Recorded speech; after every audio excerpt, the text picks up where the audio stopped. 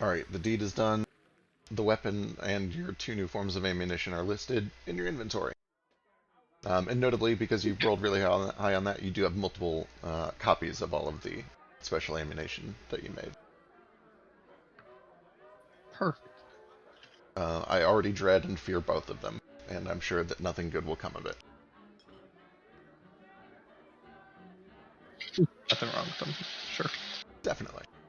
Alright, let's do this. Yeah, when we left off, you guys had just made a bunch of plans on how to get up to Eisenmar to pick up Joker, the Kobolds, Vasu's family, and a few others. Cal. Wait, double checking? I have to check my notes to figure out where Cal is. I think he's up there. We've been told. Right. God, I'm so bad at keeping track of things without notes. Where's my spreadsheet? I'll get it later. Anyway. But yeah, while you were waiting for all of your teleportation magic to recharge, the plan was to check out the gangster meeting at Mr. White's estate, where allegedly they're going to be divvying up all of the things that he left behind. And when we left off, you guys had just kind of rolled up to it, and we're getting a quick lay of the land. You were taken past the water fort and in towards the oasis, where there's this kind of nice little manor. You can see that there are kind of 2 main buildings, or 2 towers, one on the left, one on the right, and then they're connected in the middle by this kind of sunken-in covered pit, with a front and a back entrance. Almost has kind of a garage feel to it, although it isn't actually a garage. You can see that there are stables out front, with a handful of horses and axe beaks and other beasts of burden. You can also see that out front, there is a little fire newt who seems to be kind of acting large and in charge, and he asked to see some verification as you stepped up. You showed the rod that you had obtained from the Falcone family, and he waved you on in. He mentioned that he was curious to see if anyone showed up after what he had heard. Let's see. Once you were inside, you could see that there was a big gaming table set up in the middle of this den. There are a bunch of dice and cards that are spread out. It looks like there have already been some games in progress. Some ships that are kind of scattered in the middle. And you do see that there is a Ratfolk dealer that's kind of off in one corner taking a break. You can see that all around the rooms of this pit, there are these art installations that have just pouring water that trickles down the walls and into this trough along the edges. Just this kind of arrogant, grotesque display of how little they care about water while the rest of the city starves. And through the back door, you can see the main oasis. You see lush vegetation kind of coming up from the spires. And you can also hear Orcish talking from back there. There appears to be a handful of people that are kind of just waiting out back. You can see that there's a door open to your left behind this hulking rat folk who introduced himself as Dirt Dirt. And you can see that there's kind of a bar area in there where there's a handful of rat folk and a 3 king that are currently just kind of taking drinks at the bar. And then to the right, you can see that there's a big ogre that is blocking access to a door that is currently closed. It appears to be kind of a big heavy metal door. It looks to be more secure. There's a bunch of kobolds that are chilling out near the gaming table, including one that is actually very large. He's probably about 4.5, 5 feet tall. He's a medium creature. And he's covered head to toe in this heavy plate armor that is just razor sharp along the edges. It's like somebody took plate armor and covered it with sharp blade. And then finally, you can see that there is a very nerdy, I believe he's rat folk. I need to double check that. Pretty sure Mick Eckhart is a nerdy little rat folk.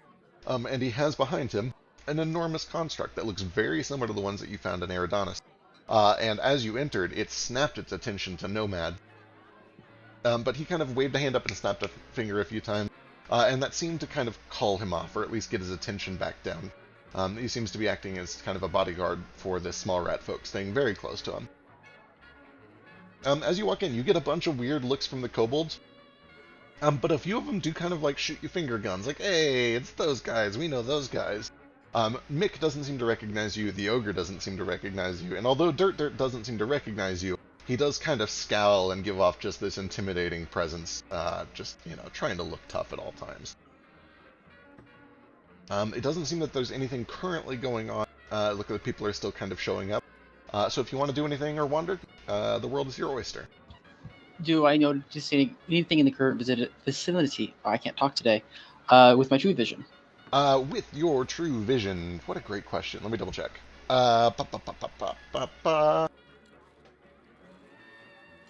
I just have a passive perception of 30. I can roll if you want. Sure do. Let's see.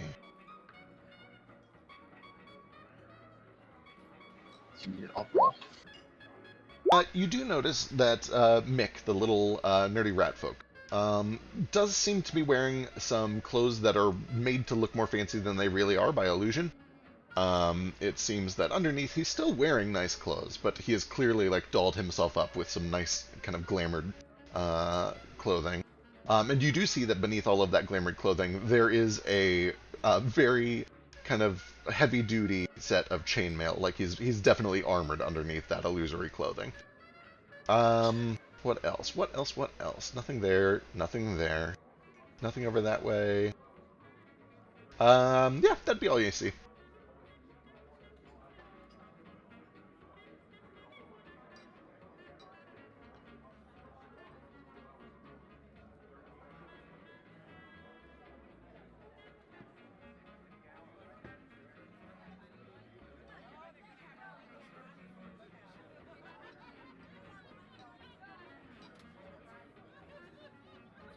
After just a little bit of standing around and trying to, get your bearings in here, you do hear footsteps coming up the path behind you, and you can see that there is a small group that is approaching. They are very nicely dressed. Leading them is a kind of, it's this yellowish-skinned hobgoblin who is dressed to the nines. He's got a very nice-looking suit on. He's clearly kind of dressed like he is in charge. And actually, Ace, what is your passive history? You've definitely studied this place. History is only 12. I'm not actually efficient in it. Oh, that's fair. If I get advantage against humanoids, then it would be 17. 17. Yeah, actually, you might not know right off the top of your head. He definitely looks like somebody that's a little bit large and in charge. And he does have beside him a couple of well-dressed guards in the style of the town guard seen over on the west side of town, not the Emerald Company guards by Waterfort. So they're wearing kind of these just drab brown and crimson colors, little traces of white. They appear to be Salt Bull armed guards rather than the Emerald Company. And they eventually walk their way up, and they kind of check in with this fire newt up front, and begin to have a little bit of a conversation. Do I know who that is? Eavesdropping on all the conversations. Yeah, you can give me a history check. And also, if you wanted to make a history check, you could do the same at Ace. Roll a history? Sure.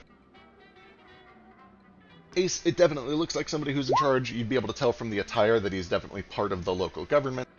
He is not with the Emerald Company. He is clearly with the actual Salt Bowl legislation. Nomad, you recognize immediately from your extensive research that this is Archie Gavin. He is the current mayor or baron of Salt Bowl. He is the political leader, the official leader, if anybody from the outside asks. He does all the diplomacy for the town. And even if he doesn't have the real power, he is at least the face of the city to the outside nations. He's the one responsible for trying to establish trade, not only with the other regions within Anjibiata, but with Baldalance and some of the areas down to the southwest, towards Willingquet. He does occasionally travel overseas and talk with, other politicians from Willingquet. Just trying to maintain independence and keep tensions low to try to maintain control over the city. Ace, give me a perception. And yeah, what's up, Norda? I was just saying this isn't really related to much or anything else that's going on. Are there any orcs around besides the ones that are standing outside? Let's see. Once you head inside, you do see that there is a Dragonborn fella who is working the bar, and he is happy to serve you anything that you need. But you don't see any signs of other orcs except for the ones that you've already kind of noticed hanging around out back. Okay. After I go to the bar, I'll kind of grab a drink and light my tobacco pipe, and then kind of go back into the main room. And what I'd like to kind of do is just kind of loiter around within earshot of that group of orcs and see if I can overhear any speaking in Orcish. Absolutely. You can also give me a perception check. And Ace, you already did yours. Just kidding. Ace, as you kind of try to lean in and get yourself a little bit of intel on what they're talking about up front, you hear Archie and Zanetta kind of having kind of a buddy-buddy conversation. It's like, oh, boy, I didn't know the brass was coming all the way in. And then Archie's kind of like, oh, please, who did you think was going to run this? Surely you weren't planning on doing this all by yourself. They'd eat you alive. You need somebody who can keep things under control, somebody that they all know and respect and love and admire. Right? And he kind of just like blows him off. He's like, yeah, whatever, Archie, just get the fuck in there. You don't make the rules here, you know that, right? Oh, sure, of course, of course, of course. Last I checked, I live in the nicest manor. And Zanetta kind of like points a thumb over her shoulder, like, this is the nicest manor, and you know it. Out back, you can definitely hear that they're speaking, and it is in Orcish. The conversation seems to be something along the lines of, oh, I don't like this. Something's going to go wrong. Why can't we just fight this out like men? Why can't we have a duel or an arena or something? Oh, calm yourself. This is their version of fighting, I guess. They prefer to leave things to chance, and frankly, I think that the gods are on our side here. We have the moral authority. We just want to feed our people, keep them safe. The bones will fall where they do, and, well, maybe they'll fall where they don't, too. And although you are around the corner and can't see it, give me an insight check.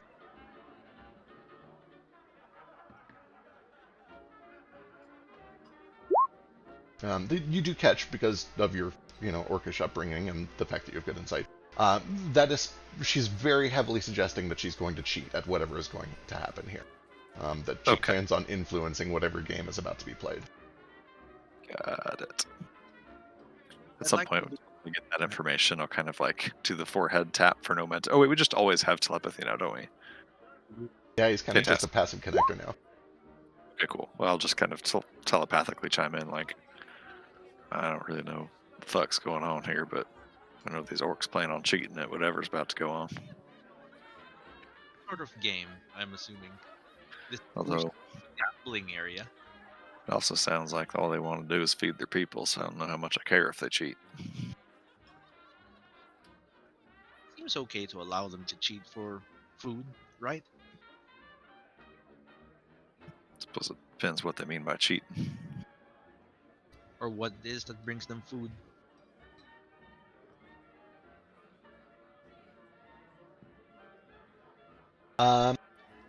As you're listening in, and as Archie kind of makes his way into the steps, he kind of puffs his chest out, he kind of straightens up his jacket, he makes him look like he belongs, and he kind of calls out in this bellowing voice, all right, the party's arrived. What are we waiting for? I think this is everyone, isn't it? Let's find out what happens to our great city, shall we? And everybody kind of gives him a look, like he's clearly that guy in this scenario, and they're all just putting up with his shit. But one by one, you do see that, the rat folk and even the three Kreen in the bar kind of leave their seats and they hobble in towards the gaming area. Zanetta and the Emerald Company make their way in behind. And let's see, you guys are... So, you are carrying the scepter and you are dressed up nicely, right? Are any of you actually in disguises currently?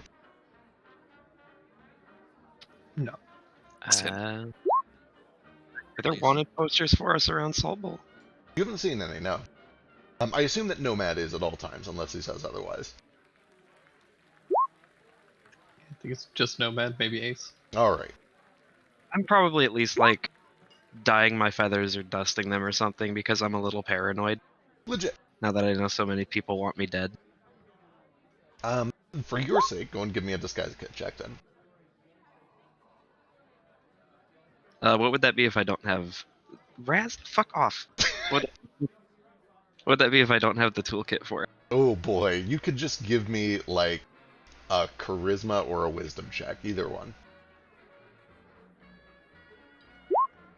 Okay, alright.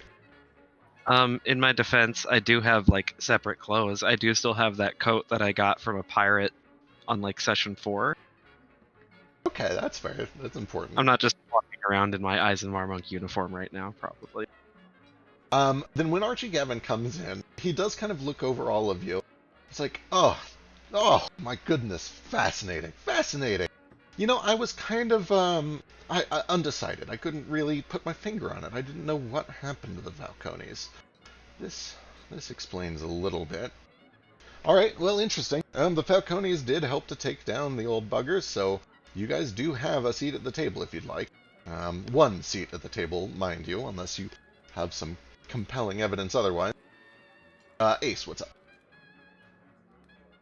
During this time before everything gets started, Ace is going to be like walking around listening to everyone, and he's going to be trying to pick up on like things people do when they are dishonest. kind of like trying to pre-scope people out before the meeting actually starts. Excellent. Trying to like pick up on tells and stuff. Tails, yeah. Are you intentionally are you doing this secretly, like spying on them, or are you intentionally walking up to them, starting conversations, and trying to feed them reasons to lie to fish it out of them? Ace can't talk to people. Okay, so just kind of eavesdropping then. Eavesdropping, listening to people interact with each other, watching people interact with different people, and seeing how they like act differently, and tell signs that they're like hiding stuff that are lying Sure. specifically. Give me either investigation or insight.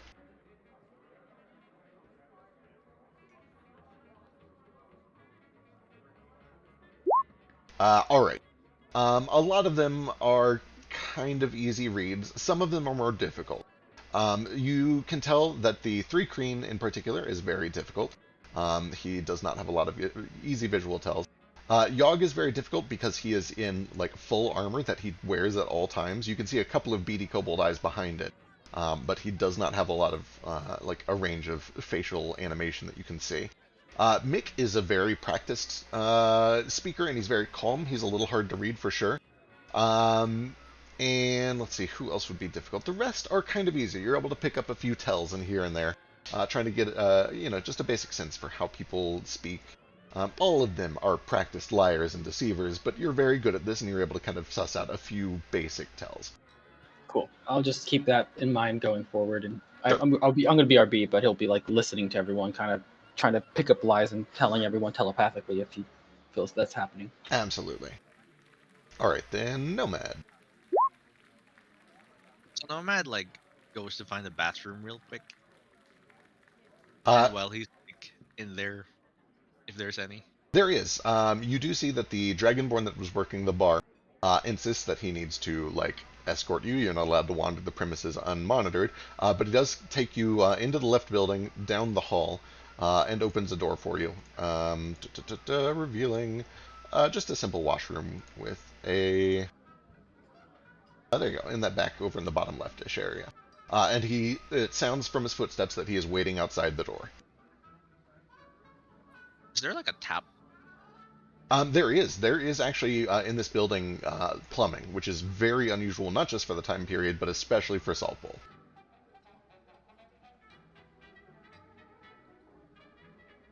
Grumble, he says out loud. And he runs the taps. Washes his hands. He makes a show of it at least. And while the water is running, is there a flush? There is, yep. Flushes the toilet. And while the tap is running, he does a spell. And this is Detect Thoughts. Excellent. Then he shuts the taps. All right. Give me a stealth check with advantage because you have a lot of cover helping you here. Yeah. I'd also like to give myself actual stealth check proficiency with a bonus action. Excellent. 26. All right. Cool. You cast the spell. You begin to cast Detect Thoughts, and then I assume you just do kind of a local sweep. I'm gonna go wander outside. All right. Him for escorting me. It's gonna go into the center here, and then I'm going to kind of connect with people in conversations. I'm not gonna connect with Mick Eckert Okay. because he's near the SDR Titan, and I'm not going to connect with the 3 Kreen because I'm familiar with their people, and they also have innate telepathy. Good call. But telepathically, I'm just gonna connect with them without saying anything. Sort of like hearing their conversation without actually hearing it physically. Okay, so you're basically just doing quick scans on people over the course of a minute to just get And surface when thoughts from them. Kinda. And when everything gets not with surface thoughts, with my base telepathy, right? Kind of Okay. connect with everyone in the room without them hearing each other. To see who's more interesting to listen to. And then I scan the surface thoughts of those who I think have secrets. Okay, so you're listening for the people that are having juicy conversations, and then you're scanning those people's surface thoughts. Yeah, I'm basically fishing for secrets, right? Things that will give me advantage later on. Okay, excellent. Okay, so first of all, I do need to clarify one thing. You mentioned that you're not connecting to the 3 Keen, and you're not connecting to Mick. Is there anyone else you're not connecting to, or anything else? Who are in here exactly? There's a lot of people. It's everybody that you see on here. Plus, there is a bartender and a dealer that are not shown on the map. These are all the creatures that you're currently aware of, anyway. The dealer I'm going to avoid. I probably assume he has a way to prevent people from cheating. All right. Give me an intelligence check. Okie dokie.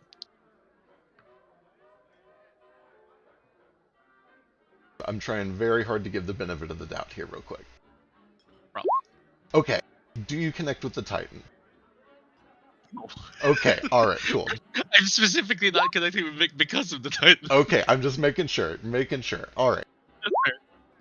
You do notice that as you return, that Titan locks eyes with you again. And Mick, again, has to kind of snap his finger to get the attention back down. It seems that he has him under some sort of control, which is unusual to you. But this Titan does not take his eyes off of you anytime you're in line of sight. He is fixated on you at all times. Yes. Can I make an insight check as to whether Mick notices specifically that his Titan is locking on Nomad, or if he's just like, hey, fucker, pay attention? Absolutely. Give me an insight check.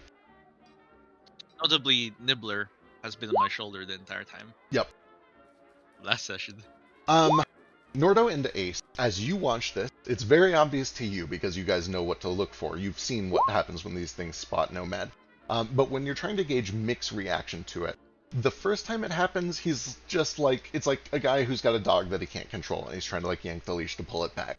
This time, the second time that it happens, this kind of old rat folk nerd, it looks like he's getting curious. He realizes now that it was not just a fluke, that like you can see him mentally connecting some dots.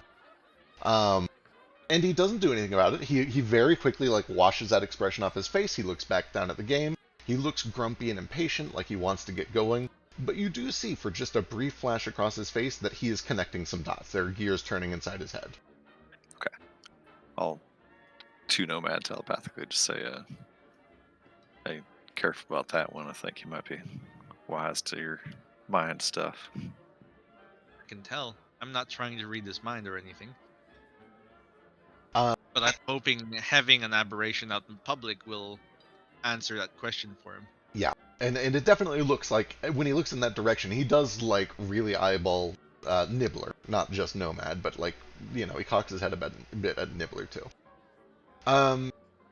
But, Nomad, as you're doing this investigation, go ahead and give me an investigation or an insight check with advantage.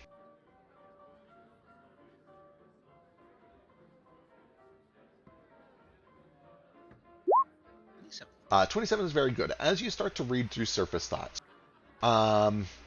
you hone through a couple of conversations that are just kind of dull and baseless. The Bridgetown Gunners are all kind of annoyed that they have to be here, but they're also enjoying the fact that they get to have a day off of work at least. But one of them's like, oh, we're just going to have to go home and work anyway afterwards. It's just going to be a longer night. The Kobolds are having a great time. They sound like they are, you know, really living it up. They don't get to do a lot of parties. This is very ritzy. They're into it. You can also tell immediately that they're all armed to the teeth and expecting something to go wrong.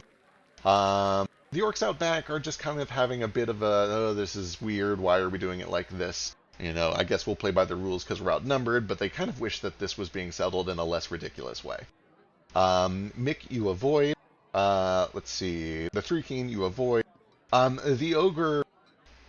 Boy, you don't get a lot of thoughts from the Ogre at all, other than stand here, guard door, stand here, guard door, do a good job, guard door. Yep. So you skip over him real quick. Out front, Zanetta is... He doesn't talk very much. He doesn't. He's not really striking up a lot of conversations, but you do very briefly, as you're scanning his surface thoughts, get the impression that he kind of feels like this whole thing is pointless, and that, you know, once it's all over, money is eventually going to win out, and he's just going to buy it all anyway. But he wants to kind of put up a show of at least making it look like there is some fairness involved with these gangs. He's putting on a face for the gangs, is what it gets to. And yeah, Nordo. There you go. Archie, though, is having some very interesting thoughts, and he does actually kind of lean over and speak to one of his guards, and it's whispered, it's private, you're not able to make it out. But when you read his thoughts and tap into it, you kind of get this surface thought. It's like, those are the guys that killed White. They really should have more than one seat. They did most of the work for us. Okay, I'm glad I'm not the only one that was thinking that. And he doesn't say anything out loud, but he seems to A, recognize some of you, and B, recognize that you guys are the ones that dispatched Mr. White. And you can also glean from that the number of seats at this table are being determined by who helped clear Mr. White and all of his shit out of here. And it seems that each of the gangs has kind of earned a number of seats on the table based on their contribution. Sounds like we deserve all of the seats. Yeah. I mean, I at least deserve one of them, right? Like the head of the table. I give this information to like everyone else in the party at least. Excellent. Okay, But let's see. Have what I... Or sorry, go ahead. Does anybody understand what even these seats are? What they mean? What's going on here? Seats that they're sitting on. Well, I Typically- figured that. I just figured it was something I wasn't understanding. From what I've gathered, it's like a council. Like Nomad said, it's probably measuring voting power for each group. So more chairs is good. Got it.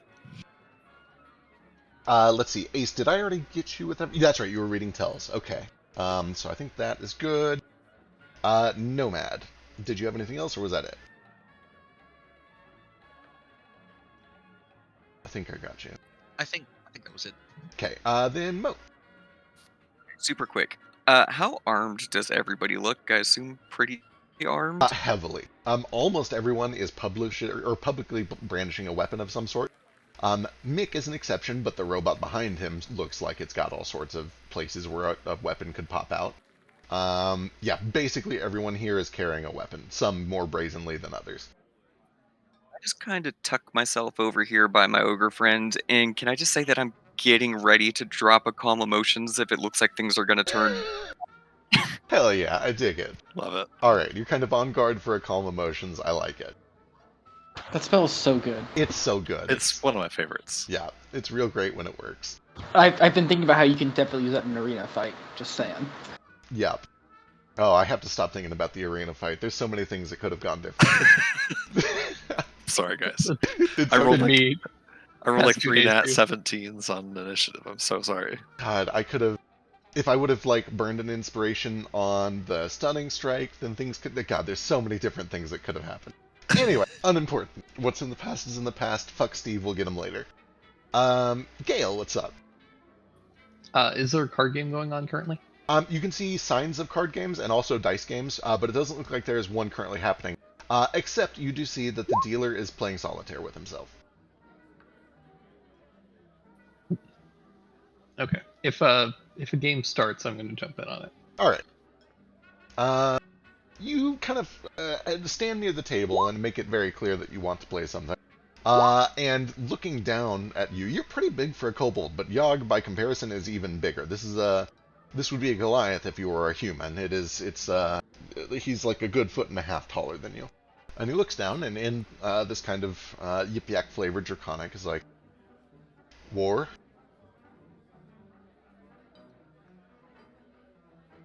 I was thinking something like blackjack, poker. I like poker. Sure. What for?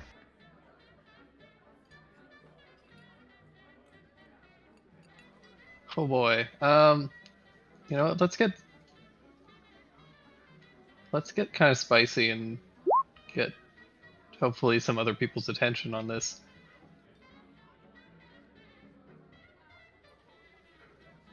I'm gonna reach into my bag and pull out a bunch of dragon bones. Interesting. How many do you have? Like, what all do you have? Just says a few void dragon bones. Okay, even better. Alright, let me see here.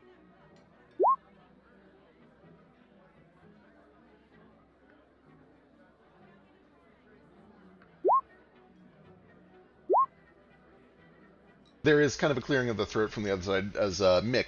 Can I, do you mind if I get on that? And likewise, you can see that Zanetta, who has stepped in. It's like, oh, we doing a friendly? Friendly for, you know, that?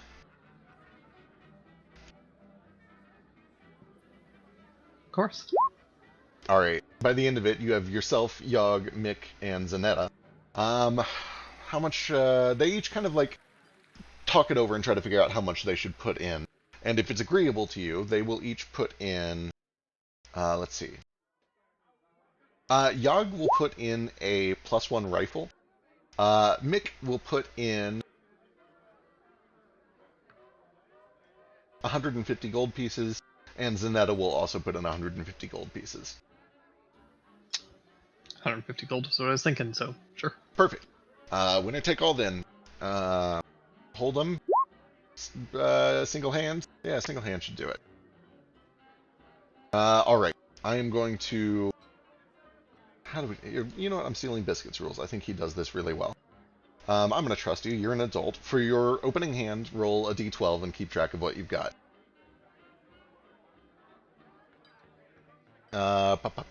Just in secret. Just in secret. Actually, you know what? Since there's not a betting round going on, we can just do this publicly. Hang on.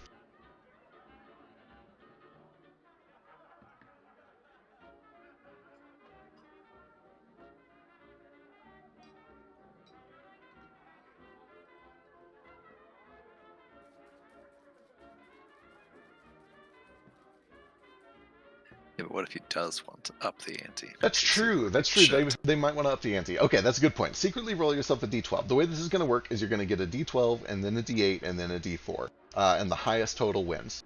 But there can be a round of bidding after each draw.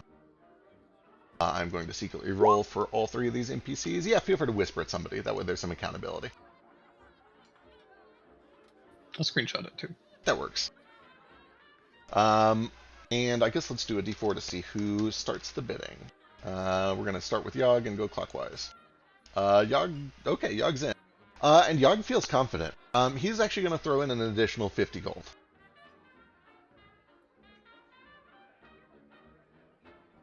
Mick will match. Zanetta will fold. Okay. So the whole point of this is that I'm trying to kind of get a read for each of their personalities through this. Hell yeah. Yeah, and I'm watching too. Sick. Then yeah, both of you can give me either investigation or insight to start getting tells. Do they give different things? They'll both give about the same info. Alright, cool. I'll give you some details after the game is over. So, Yogg raised, Mick called, Zanetta folded, and it is to you for 50 more gold.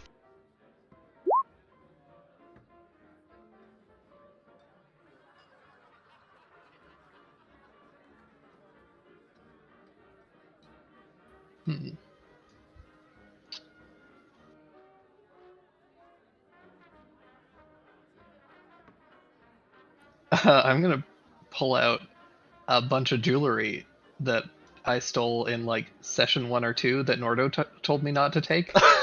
I remember it from the cave, yeah. Yeah, and I'm gonna throw that onto the table. Sick. Along with 24 gold to top it off. Okay. Yeah, they look it over. Mick in particular kind of takes a close look. He's like, yeah, that'll do, that'll do. And they push it all in and then deal out the next set of cards. Go ahead and give yourself a secret, what is it, D8.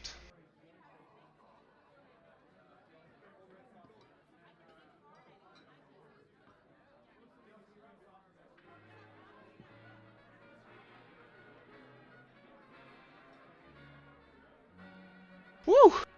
Alright. Yogg puts this big grin on, and even though he's behind this helmet, just his body posture is very, like, he's pleased with what he's seen, and he's making that obvious, he's projecting that he's happy with his cards. And he slams down 200 gold on the table. Mick shakes his head and pushes his cards in, so it is just down to you and Yogg at this point. Alright, can I do an insight check? Absolutely.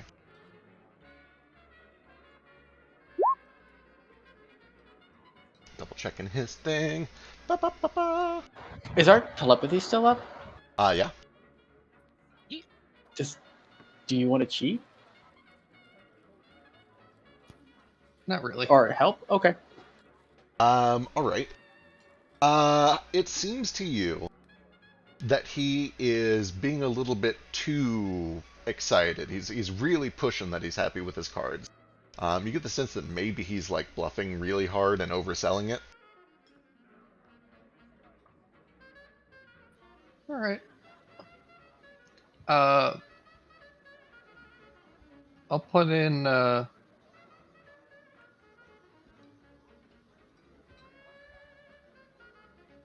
Put in a bar of platinum. Oh, wait, a bar? So like 50 platinum? Yeah. Oh boy. Okay, he's gonna do one now. Hang on. Where'd you even get a bar of platinum? Bought it a while ago because I needed to make platinum rings. I remember that now. Yeah. I've got one. I have one full bar of platinum, and then I have one that has about like 60% of it left. You know what? Boy, 500 gold. Yeah, you know what? He's feeling good.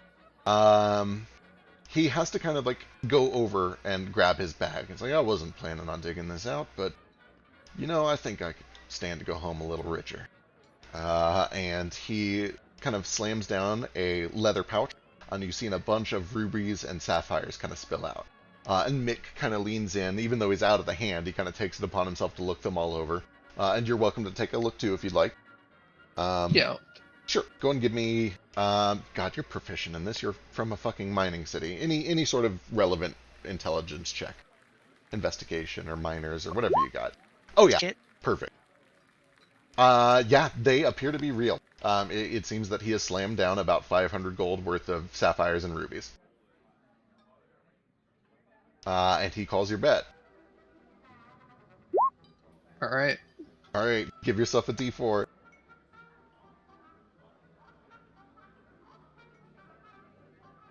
All right. Oh.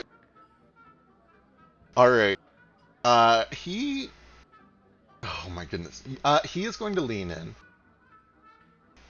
The Falcones have one seat at the table, is that correct? I will put my seat up against yours.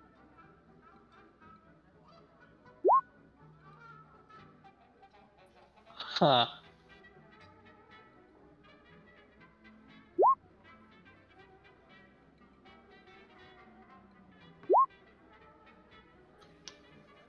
If I'm being frank, we did all of the work, so I'm pretty sure we need more than one seat to begin with.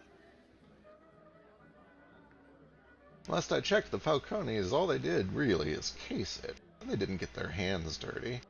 We have agreed on one seat to the Falcones and one for the Midnight Riders, and I'll give you mine on the table if you'll put yours on the table.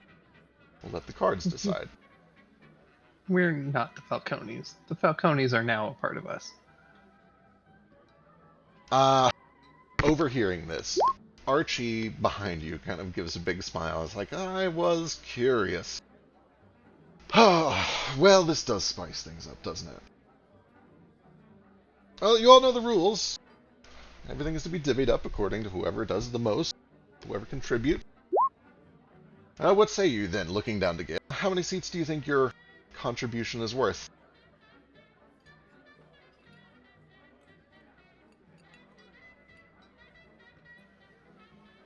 I'm gonna need a little context. How many seats are available currently?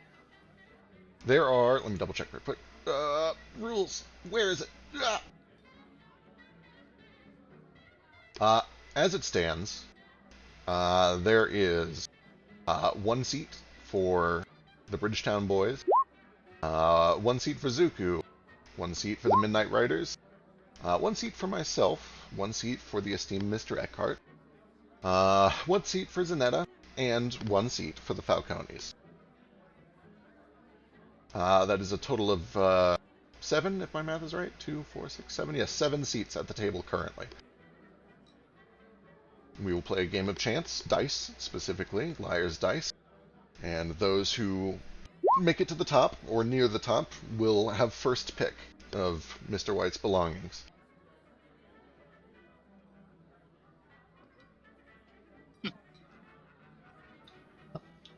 I think that our group deserves at least 3 seats.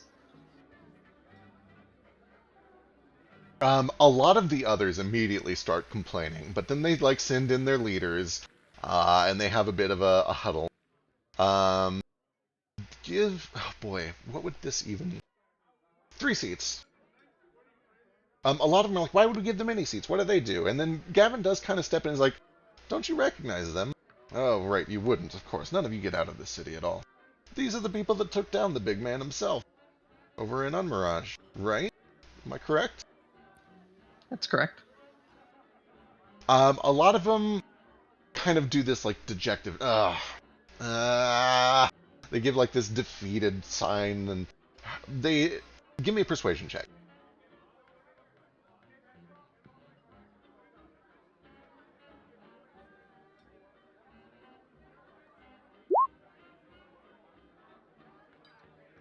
After some deliberation, and a lot of convincing from Gavin specifically, they agree to give you guys 3 seats in addition to the Falcone seat for 4 total.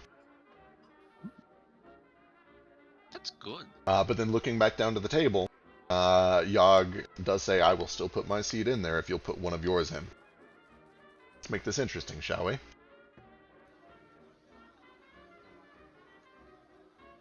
Think about it, Gale. We could have 5 seats. That's way more than 4.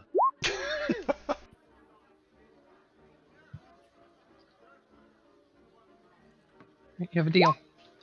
Alright. He reaches across the table to shake on it. Very careful not to put any of his bladed bits near your hand. Reach over and give him a probably very weak by comparison handshake. Alright. He flops the cards, and it's a very good hand. It is a total of 20. Motherfucker. He rolled real good. He did, I think it was, it was 974. Dang, I rolled really well too, but I had an 18. Woo! Woo! There's a bunch of kind of raucous celebration from Yogg and also Bugsy and the boys in the back. And Bugsy steps up to the table and is like, you know, I was really hoping I'd get a seat. It's been a long time since I've played with the big guys. But then Archie does look to you and says, well, you still have 3 among you. And speaking of which, it's about time to get started, isn't it? I think everyone is here. But then there is a voice, a woman's voice that kind of comes from the back. It's not clear when they showed up. Nobody saw them approach from the front. But there is a human woman who is dressed just exactly, if you Google 20s flapper, just like that. The hair is up in a bun. It's got kind of the long cigar holder or cigarette holder. This beautiful white dress that's kind of tasteful but modern. And this kind of almost rosy brunette hair kind of put up.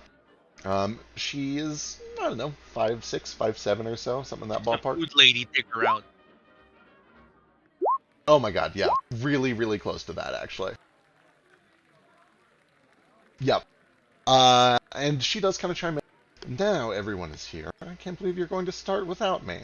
And you do see that, although she has a cigar, or a cigarette in one hand, dangling from her other hand, there is another one of the Falcone scepters, and it looks a little bigger and fancier than yours. And everybody kind of, like, gets quiet for a moment and shows a little bit of respect as she kind of steps in. Now. You didn't think I was going to miss this just because of a little accident, did you? Ace, you see something different. And I'm going to whisper you, although it may be obvious, but we'll find out. She doesn't look like that? I have detect magic up, so I at least get something, probably. The only thing magic that you detect on her is the cigarette, which appears to have some evocation on it. Do I hear her telepathic voice? She speaks out loud. But do I hear her telepathic voice? She does not have a telepathic voice. Everyone has. That's how I communicate with everyone when they speak normally. When you If she doesn't have a telepathic voice, then I probably can't read her mind. when you open a telepathic channel with someone, it gives the ability for them to respond telepathically, but they It's not like a permanent detect thought spell or anything like that. If you were to connect with her telepathically, she would be able to respond telepathically. I figure it's as easy as speaking, right? Oh yeah, it is, once you open that channel for them. If you want to open a channel and, like, speak to them, then she could speak back to you.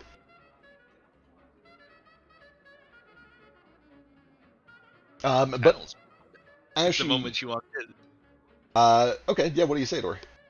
I'm not saying anything. I'm just saying, checking to see if she speaks back. Okay. If you just kind of, like, open a channel but don't say anything, she has no reason to respond telepathically, so she doesn't. She does, however, look at you and your entire party, and she gives a bit of a smile. It's hard to tell if it is malicious or entertained, but she clearly seems to recognize that you guys are not her Falcone people, and you have that scepter for some reason. Yeah. I'm glad I'm not the one carrying that right now. Ooh, actually? Didn't Flick. Flick have it? Flick does have it. Yeah. And he's not here right now, damn it!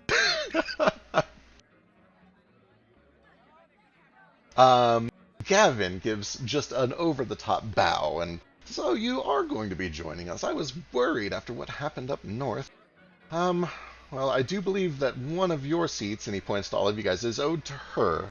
So that leaves you with 2, I'm afraid. But 2 is still pretty good, right? Did you send me the whisper yet? I did. Did you get it? Oh, wait, shit, I'm still No. talking to myself. Hang on. It's way more than one.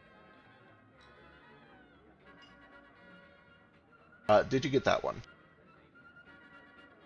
I did. Okay. Who all is this mass telepathy network connect? And who all can hear if they just start talking on it?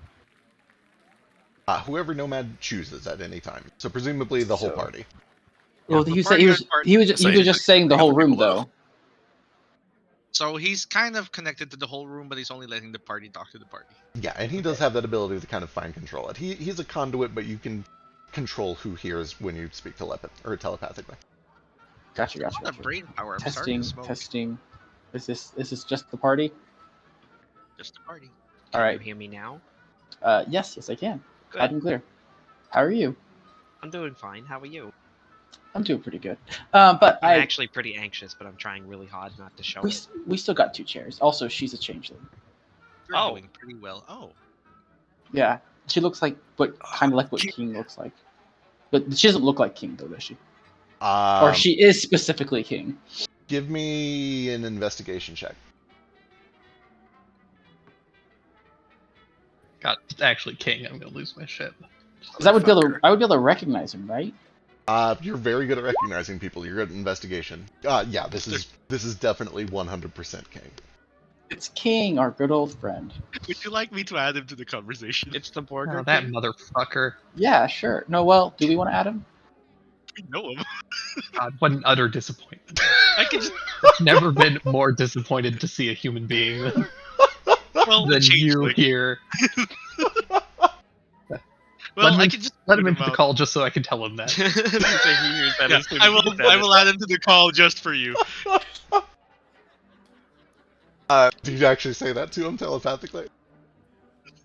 Sure, something along those lines. Probably something even better, but Something Oh, don't be salty. Here, let me see if I can make things better, he responds telepathically.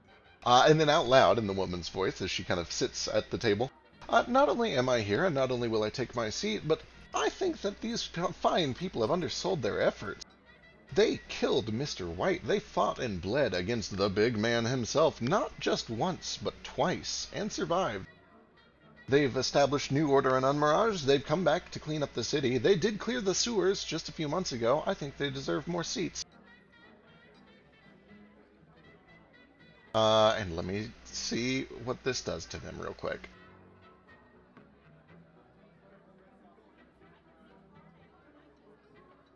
Why did I put the sheet away? I knew this was happening. You know why she's back, guys? It's so that we can have it our way.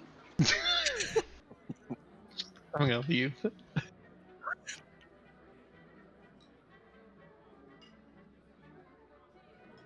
I really- so glad he's back. I really wouldn't want to have to bring down any of the other families to establish law and order here, would we? We do know how important it is to maintain control over the commercial section. And a lot of them are like, but Archie in particular, and also to some degree Zanetta, like, I do think that the Capicramina has a point. They did all the hard work. Maybe they should have a few more seats. What do we say? 4 total? 4? Everybody good with that? And lots of people are clearly not good with it. But for one reason or another, the 3 of them combined are able to kind of establish that you guys will have 4 seats now. We would have had 5. You would have had 5. That's true. And then Gale telepathically, fucked it all up. No, it was worth it. It was worth it. I think it was a good deal. That was a good hand. He just rolled very well. I'm just teasing. And then telepathically, it's like, how's that? Any better? Are you happy to see me now? I mean, if you could get a 6, we'd be happy, but thank you. Not without violence, but if it comes to that, well, we'll see how You're it on our goes. side for the violence part. You right? could At least. very quickly and briefly tell us your motive for being here. Sides? No, I don't do the sides thing. I'm on me getting out of here alive in one piece, and preferably in control of as much of this city as possible. But didn't you hear? The Falcones are part of us now. You are not Falcones. You're much smarter than the Falcones. Oh, you flatter us, but thank you. You know I us do. well. Also, good luck so- getting out of here in those stilettos. Jesus. What are you You wearing? would be surprised how much experience I have with stilettos. Question: is he just like a really weird blob wearing stilettos in his flapper dress, or is it part of his? No, you can tell, like, although you can see the kind of faded image of his real body underneath it, he is actually wearing this stiletto, this like nice ball dress and stilettos, and he's carrying a cigarette. Like, he's actually dressed like this. You look good. Thank you. I know that I do. It's quite pleasant to see you again. I had wondered where you went. Anyway, don't do anything rash or obvious or look hedge-on, but that should give us a little bit of a better odds towards walking out of here a little richer, huh? Sir, I just want everyone to be able to read again. And also to not dehydrate. Oh, that's so noble. You're so sweet. Out loud, she looks up and says, alright, same rules as normal, are we doing anything different this time? And everybody kind of gathers around, they send their representatives up to the seats, and they pull in a couple of extra ones for all of you guys. And then Archie is the one who speaks up and says, alright, well, we've done this a few times before, although it has been almost 6 years since the last one, so a brief refresher. We've split all of Mr. White's belongings into these 5 piles, and he kind of points, or he pulls out of his jacket 5 envelopes, and he sets them down in the middle of the table one by one. First, the manor and his hoard. Second envelope, his gold and all of his treasure, except for that contained within the manor and the hoard. Slaps down a third envelope, his territory and permission to peddle drugs and whatever wares he wishes in southern Saltbowl.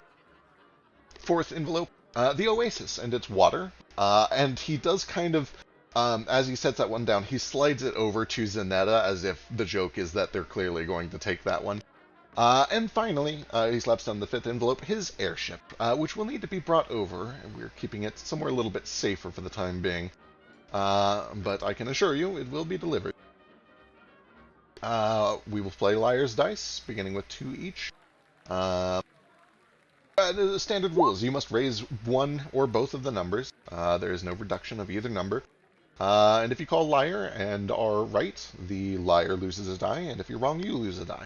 The last 4 people eliminated will get to pick from these prizes. 4th, 3rd, and 2nd each pick 1 prize in ascending order. First place picks 2 prizes, and they also get the first pick from these prizes. If everyone is ready, take a seat, grab a cup, grab some dice, let's have some fun. We're all about to walk out of here empty-handed, or better than we came in. Except for, like, 5 of us, but your contribution is still so appreciated. Keeping this town clean and safe, it's very important. Liar's Dice.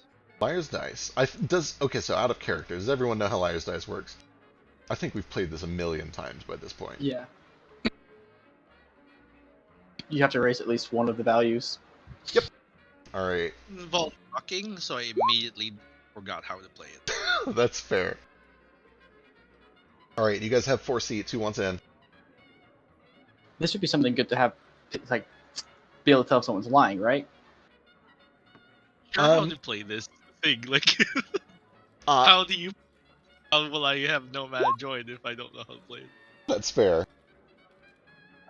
I can be Nomad at the table in order to it? Do that. Are our chairs going to be next to each other? Or we're going to be calling each other liars?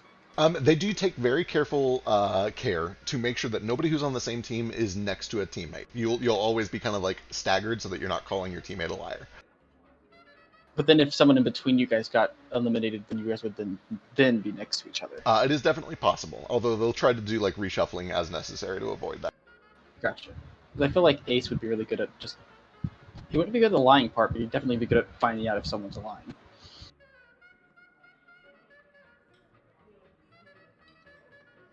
And Nomad can read minds.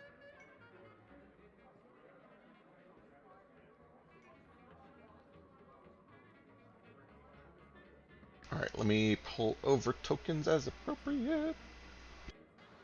Are there no like components to your mind reading? Telepathy, no, but he can't cast detect magic right now, not in front of everyone.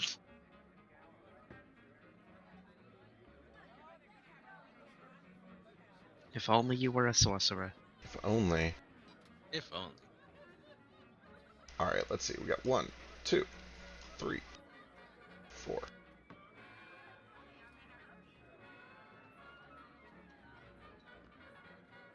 Let's see. Flick is out. Vasu, I believe, has also stepped out.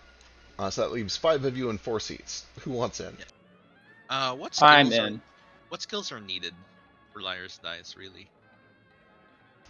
It's largely luck. There's a little bit of guessing involved, and a little bit of like trying to guess if somebody is deceiving you or whatnot. But I'm probably not going to get like actual insight rolls involved, and the reason for that is, as King tells you telepathically as the rules are coming in, so you guys clearly are cheating, right? Like we're using this telepathy at all times. Like you're going to know what each other has. That goes without saying. That honestly will even the field a little bit. Every one of these motherfuckers is going to be cheating and lying through their teeth. So it's good that you came in with a plan. Yeah, we're in this chat. Makes sense that Flick is playing, I guess. It's a pirate game, right? Yeah, he's probably doing it. I don't Here's know the how thing. to play. See, control me. I'll be Nomad in this game. Nordo for sure does not play this game, but I'll be Nomad. The seats aren't taken up by actual player characters. I'm pretty sure D would love to be in on this. Hell yeah, he's down for this. I'm going to put a Vasu token in because I've just already got it set up, but we'll pretend it's D instead. And that means 1 more token. I think Gale was the last one. The thing, I'm not, for whatever reason, I don't know what it is, I'm not feeling so hot about my gambling luck recently. This one out. Good luck, y'all. Okay, I am going to screenshot those rolls just to be clear. Leave you 100%. I just, After that, Monday. yeah, after that, Legit. hey, I'm just not feeling gambling so Ugh. much. I I think I'm just gonna leave this to the people who can roll. with Curtis, and he was like, Yeah. "Man, I was really surprised how much money they bet on it. I was gonna bet like 25 gold." Oh, I was ready to double my gold. I was there for that shit. Yeah, he was just gonna be like, I'll make a little pocket change here. Just try to make a little scratch, and then it's like 1,000 gold.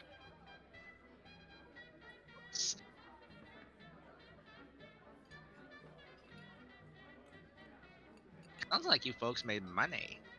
Sure, Oh, no. we lost Sure big did not. money. The opposite. Yeah. I can go into it after the game. Yep. Alright, let's do this. You guys, effectively, because of telepathy, can make all of these decisions together as a group. But for the sake of having seats, we've got a couple of players at the table. Let me get rid of the dice we don't need. Cool, we should be good.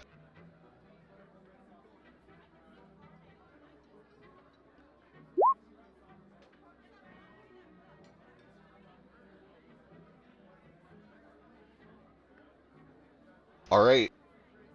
Flick is the first to bet. What do you guys want to bet? Do we know what he rolled? Yes, you can see what he rolled and also what all of your teammates rolled. So if you're on that screen, are you guys able to see What all can you guys currently see? We see people surrounded by black. Yeah, I see my dice, and that's it. I don't even see dice. I see Nomad and Nomad's dice. Oh shit. Okay, hang on. Let me just set these visible to all players. Except I theirs. feel like it's safe to assume that us as players are sharing our dice rolls all with each other at all times. Yeah. Is someone out of the game perceiving the dice? Nobody's just- watching. I can see them. Probably more for They're danger. popping up now. Oh, there it is. I see Flick.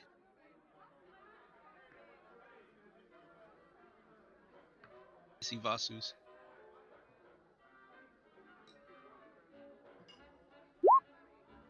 I see Gale's. All right, cool. So you should be able to see 4 sets of dice. And with all of that information shared telepathically, you're on even footing against the cheating that they are all doing as well. Cool. And there's only, what, 6 other players? There are 1, 2, 3, Is 4, 5, King 6, not 7. is King not sharing with us? King is Liz. Yes, but Not it's sharing sure. with us. Oh boy. You know, not this time, and you're welcome to kick me out. I don't need to hear yours either. Nothing personal, I've got an agenda, right? I have to do my own thing. Very well. I'll put you in a private channel. Good luck. I do honestly wish you all of the luck that you need to get second place. Thank you. Some of us have Lafitte. Alright. Flick's bet. I think he says like 4 6s. Oh my goodness, starting strong. I don't know if he would. That sounds kind of crazy. I mean, there's 6 players here. You have to start strong so the other person is posed. I mean, we see 2 6s, right? So we're just betting that between the other 6 players, at least 2 of them have a 6. Yeah, it's a safe bet. It's a safe bet and also a bet that nearly guarantees us a win.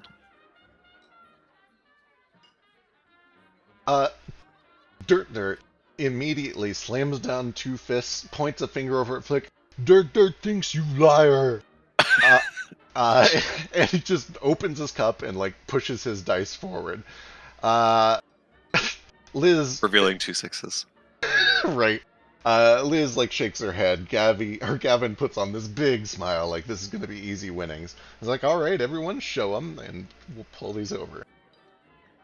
You easily make your bet. And because of that, Dirt loses a die. And you see that a bunch of the other rats are like, no, not every time. Come on, get it together. Listen, wait for the signal. Do it when we do the signal. And Dirt's like, oh, Dirt, sorry. Dirt, do better. Why did you team for this? Why did they give their seat to Dirt?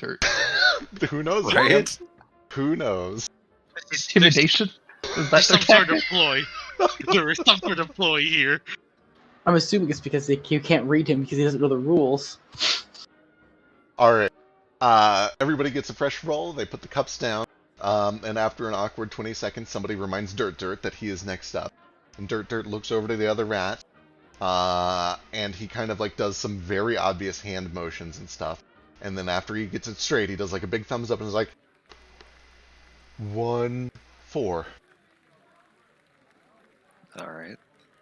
Nomad clutches his Force. collar to let out a verbal voice and says, 5 5s. Yog thinks for a moment. 6 5s. Zuku puts on a big smile and says 7 5s. Wow, what an idiot.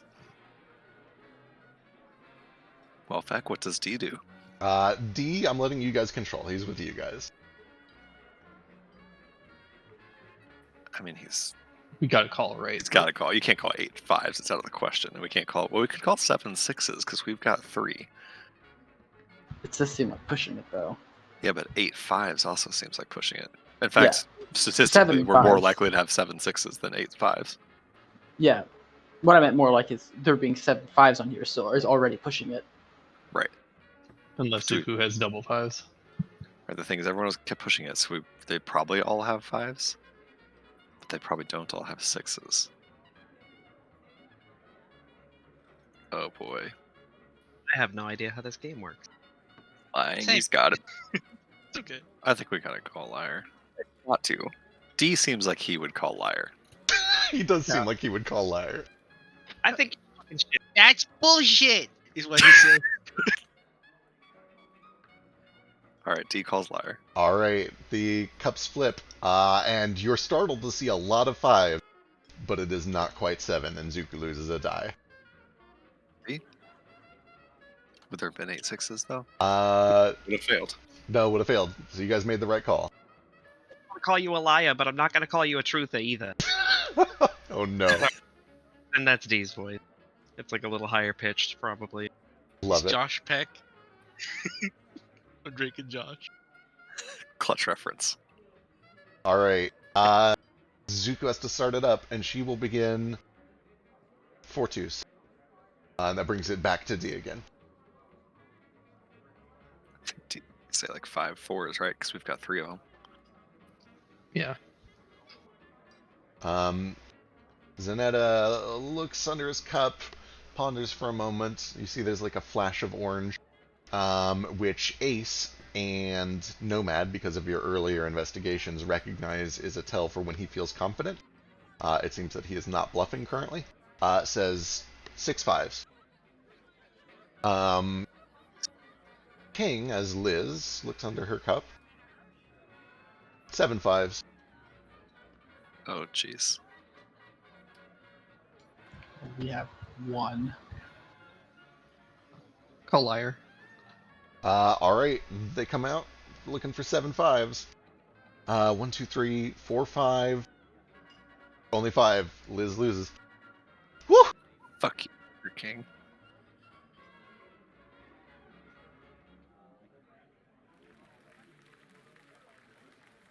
Should we be calling out the king? Because it's only one of our seats. Probably not. Well, He's not sharing our seat. He took his own seat from us and then helped us get more seats. he's got his own agenda. And I don't know how much we can trust whatever his motives are. I trust that guy as far as I can throw him. King looks under his cup and he does a little bit of math in his head, and he looks up to the table and counts the next 3 or 4 seats ahead of him. 5 6s. Lord. Jeez, look at all those 3s. 6 3s. Can't go backwards. You can go backwards as long as you up 1 number, right? It depends on who plays the game. The way Oh, that yeah, it's like a house rule we usually use. Yeah, so like all 3 variants are equally common. I don't think I don't know if, did I lay rules out? I did lay rules You out. said at the start that you can't, and you have to increase at least 1 number. Oh, you did. You know what you said? Neither number can go down. Yep. You did say that. Yep, neither number can go down, so you're at 6s already. It's damn shame. It is. Call liar. On 5 6s. All right, here we go. 1 2 3 4 5 6 6s are out. Gale loses a die. Oh, fucking Yogg. Yogg had it. Yogg had it. Okay.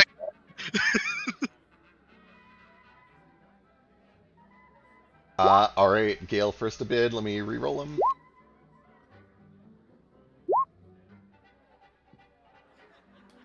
All right.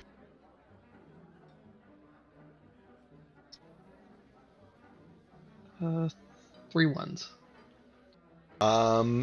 Mick, without any hesitation at all, 4 1s. Archie, 5 1s. Flick.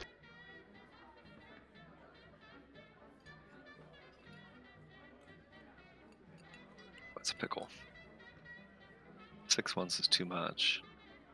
We can't really bet 5 of anything else based on what we have. Is 6 1s too much though? we only have 2 here. They're all calling 1s, but Never mind, we've also lost a lot of dice. Yeah. So I think Can I get a Yes, let me throw the discards over on the side for you. thank you? Ashamed of the total number of dice is still on the table. Are you able to see the dice off to the side right now? Yes. yes. Cool. Those are all the lost dice so far. You're down And 4. How many players were there to begin with? 3, 7, 11. So Okay, 22 there were minus 20 4. dice, so we're down to 18. Maybe 5 ones is okay. It's risky. I'd almost be more inclined to say like 4 twos. Just hope that dirt bites. It started with 4 ones, then with the 5 ones, right? Yeah, it has been given to Flick with 5 ones. So he can't. Yeah, because it started off with 4 ones. So we could do Have to go 5 5 twos. Oh, it's so yucky. I think it's really our only reasonable option, though. Sure, let's do it. 5-2. All right. Let me guess. Dirt says 5 6s. Oh no. That's bad for us. Now you gotta call. Yeah. Nomad says liar. Dirt looks up with a celebratory sense of accomplishment, revealing that he does have 1 6. Then somebody has to explain that everybody else has to add, the rest of them up too. So everybody turns them around, and there are fewer than 5 6s on the table. And Dirt, in a rage, is the first to be eliminated. Now, in a rage, do you mean he grows violent? Because I've got my axe out. Not quite. It looks like he kind of wants to, but then they calm him down. It's like, no, not yet. Yeah. Yeah, very openly saying not yet. I'll like pat him on the back with a mage hand and be like, "Hey, it's okay, buddy. I don't understand how this game works either." Why use numbers when can use muscle? I don't know what this game's about. Dirt mad.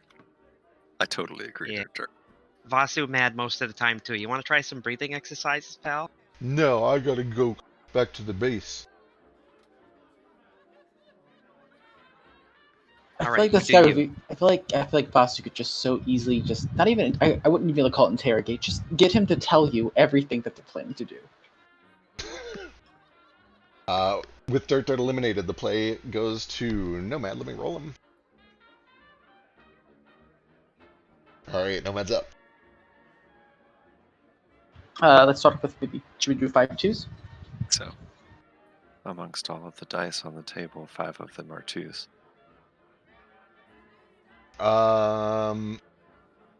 Boy.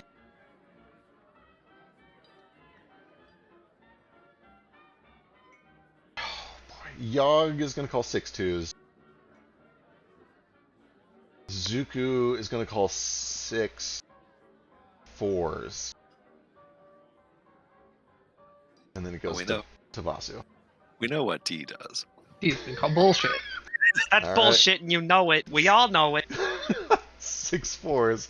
Let's see. Sorry, let me try that again. I'm gonna try Three. a D voice. That's bullshit, and you know it. We all know it. You're lying through your teeth.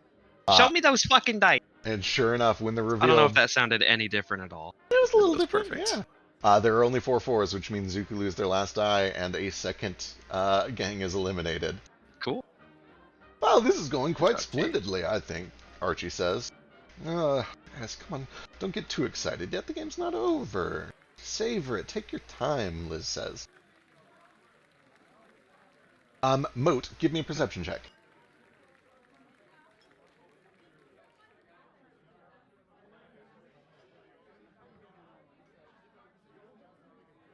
Oh, wait, he just went AFK. Shit. I'll have him do it when he gets back. In that case, play moves to D, and let me roll random.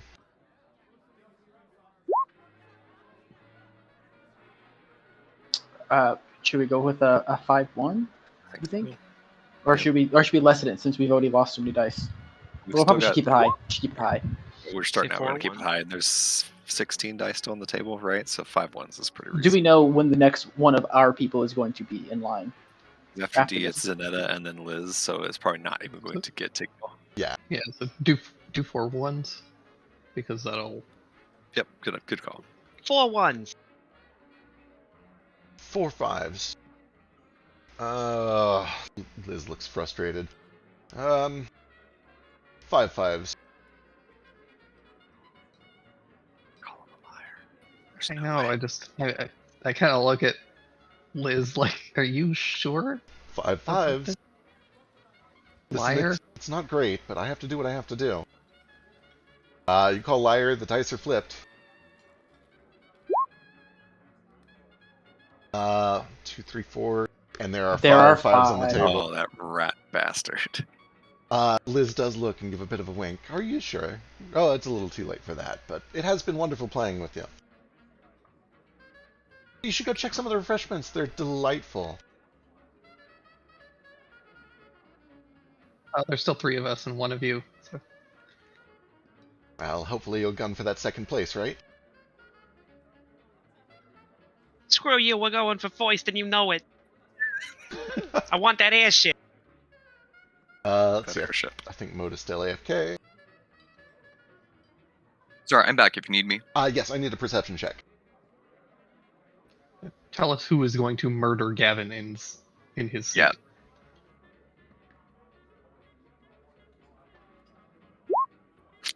Everything's fine. Everything's fine. You do notice that when Dirt is eliminated, he does start to get, like, real angry about it. He's very upset, he's confused, he doesn't really know what's going on. And for a moment it looks like you might need to do some calm emotions, but it does seem that the other rat folk are able to kind of calm him down a little bit. Okay, I'll just keep a close eye on him. Sure. And actually, Nordo, if you're not in here, so you could also stand guard. Give me a perception check. I say I type and say it, but Nordo is like hovering in a corner, smoking his tobacco, just waiting for something to turn violent. Sure. If they don't mind non-participants being like right up at the table, I'm standing right behind D and cheering him on and probably like patting him on the shoulder and being as embarrassing as I can the whole time too. Her mom. You are required to stay like a little bit behind him. You're not allowed to touch him for sure. I have a 10-foot reach. I don't think that means your arm is 10 foot long. You don't have 10-foot long fingers. But you're allowed to like Reach your stand behind him a feet, little though. bit for sure. I was mainly asking if I could be within range to make a perception check too. Also, salad fingers over here. If I could, like, Bjarl's arms could probably stretch out and touch him, but that'd be creepy and draw way too much attention. Yeah, But a little bit. I could also mage hand him. I don't know. I don't want to be too creepy. I would Or recommend doing any sort of magic that might give us a yeah, cue. that too. I don't want to do any cheating. All right. As you were just, standing behind him and coaching him, you do keep a lookout for any signs of danger too. You and Mode can both definitely tell that the Rat Folk and Three Queen are pretty upset that they went out so early. But it looks like they were able to eventually kind of calm each other down. However, Nordo, you do notice that as that whole thing is kind of drawing a scene, when Zuko gets eliminated, she speaks something very quietly and in Orcish to one of the centaurs. And she says, I think we'll win one way or the other. And you watch as the centaur kind of, he waits a little minute, he finishes his drink, he kind of has some hors d'oeuvres, and then he slips out the back door. I will telepathically translate all of that to the rest of the party. Gotcha. Should we follow him? They were saying earlier that they were willing to make this violent if they had to win, so. But don't suspect they're coming back with drinks and food. You want I should just go knock this Minotaur out while he's by his lonesome? Perhaps to keep the blame from us, we can simply report them. Be at the ready. Or yeah, report them. I can, if y'all want me to, I can just tell them what I just heard. But I also, guess- you I kind of want to finish the game, though, please. Like, regardless of Yeah. whether it's all good end up with everyone killing each other and us taking the let's prize at finish the the end. game and see what I just want to see if we actually win. In any case, regardless of whatever comes down of it, Vasu is going to move over by the door that the Minotaur just left through if he can. Okay, if it gets excellent. violent. Perfect. Not. And I'm Yourself also up. going to That bonus looks- action Tunnel Fighter. Okay, excellent. Indefinitely for the rest of this game. Sure.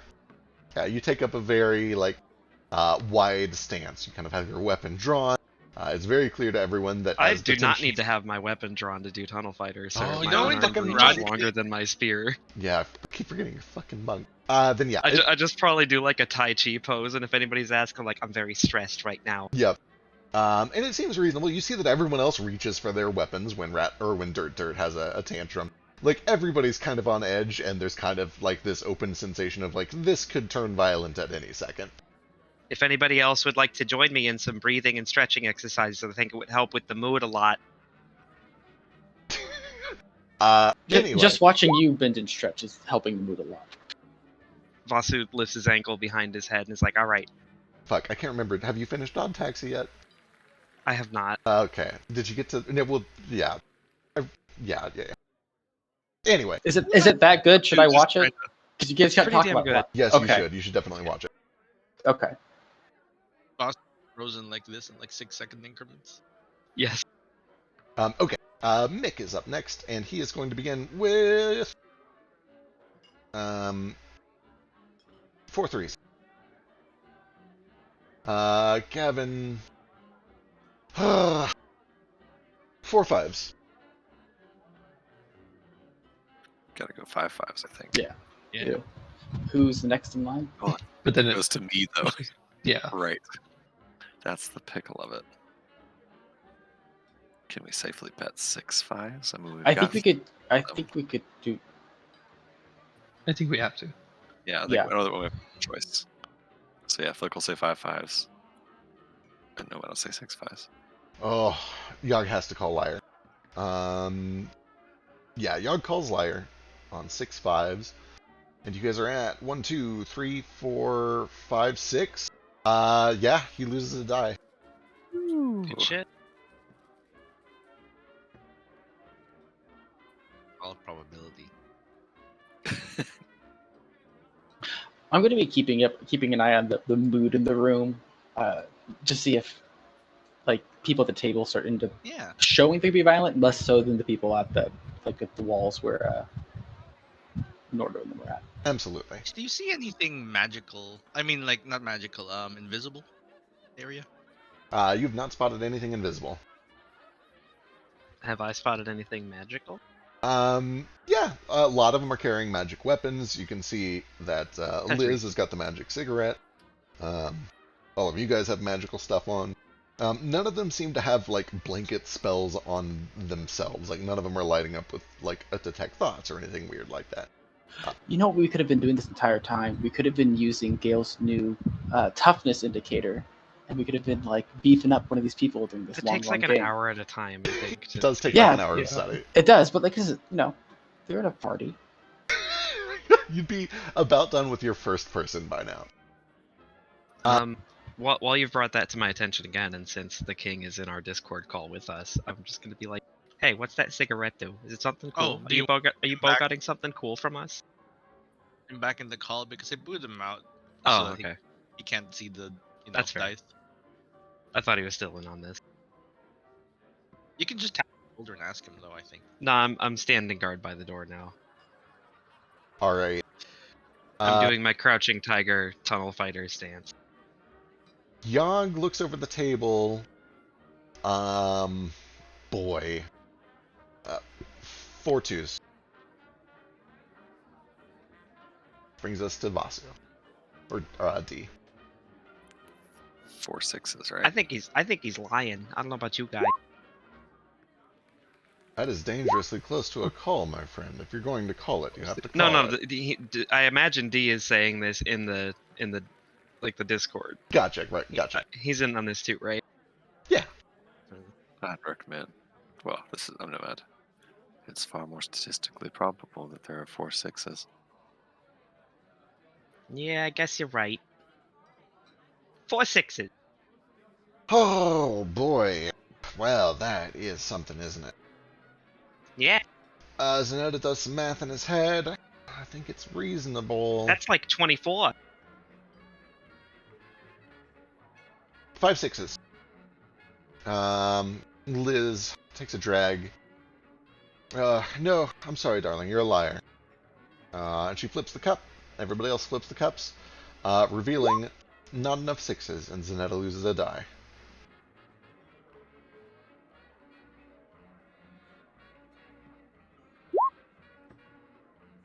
Frisk, please stop. Oh, It's really bad pattern. Christ. It is so much. Why is his hand so damn big? It's a close up. hand. It's really bad paddling. What in Oh, Okay. okay. That makes a lot more sense. I thought it was the same picture and some. Okay. Christ. Alright, Zanetta looks at his dice. 1-1. Liz with a smile, so 2 1s. Mick, 2 3s. Archie, 3 3s. That brings it to Flick. Oh, we can have probably at least go 4 6s, right? Or should we go Goes to 3 6 Nomad again. 3? So 3 6s, 4 6s, and then to Yogg. So Flick says 3 6s, Nomad says 4 6s. Alright, you going with it? Yep. You couldn't have stayed on it, couldn't you? Liar. He calls Liar on 4 6s. And on the turn, 1 2 3. Balls, we have Nomad loses 1. Yeah, I was the deceiver.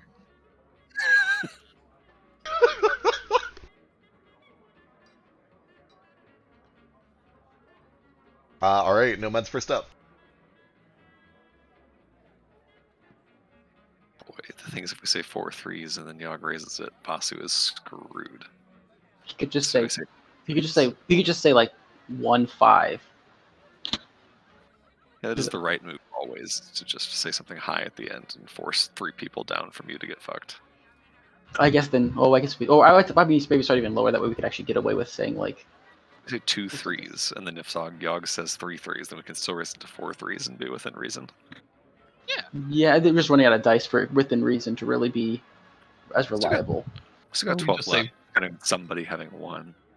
Just take the cowards option and say 1-1. Coward's option. And then we can always bump it up to 3 3s, and then we don't have to worry about it for like 5 turns. Yeah. We say 2, so that it is not likely to get back to Flick. So Well, actually, we'll There's- bump it. there's no way it's We'll getting, bump it to 3 like- once it gets to D, which is in like yes. yeah. So 1 2. He'll say 2. We'll say 3. If he does that.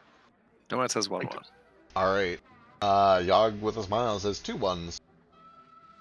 3 3s. Zanetta, 4 3s. Oh boy, Liz. The king, you coward.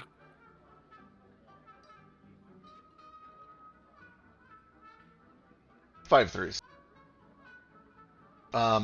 Mick looks down. 5 6s. Archie looks to Mick, says, "You old bat, what are you thinking? You're a liar." And everybody flips. And Mick says, "I'm thinking that I've got a couple of 6s, and surely," and then as the rest of the dice of the reveal is like, "Oh, shit, no one? No one at all?" There were 4 3s.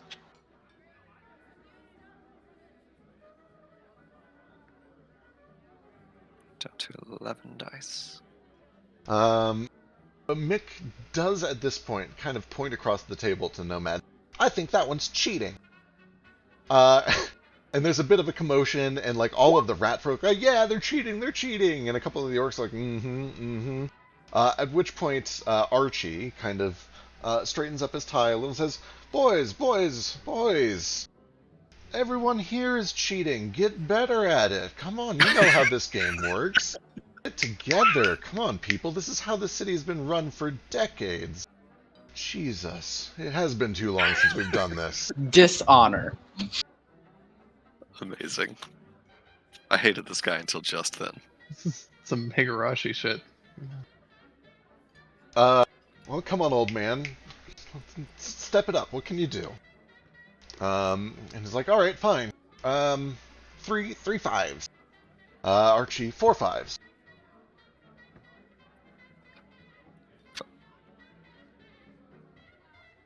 Liar, I think we have none. How many they dice almost are there can't. left? How many dice are there left on the board? There's There- 11 left on the board, which Yep. means he said 4 5s that have to have 4 between their 6 dice. There's no way. We gotta call liar. Let's do it. Liar. Liar. All right, he called liar. And somebody give me a perception check. I will do it.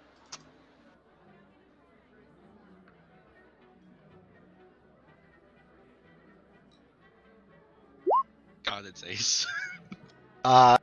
Ace, you do see that as Archie starts to lift his cup, he kind of catches both of the dice at the lip, and they flip onto 5s. They were not originally 5s when he posted it. And call him flip on them it. back. With your mage hand? I don't know if I have anything that can help with that.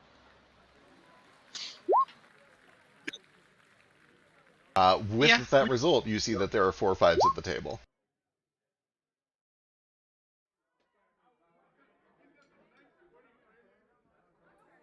Just get better at it. It seems I only tell the truth, huh? I think that'll be one of your dice, then. Pointing to Flick.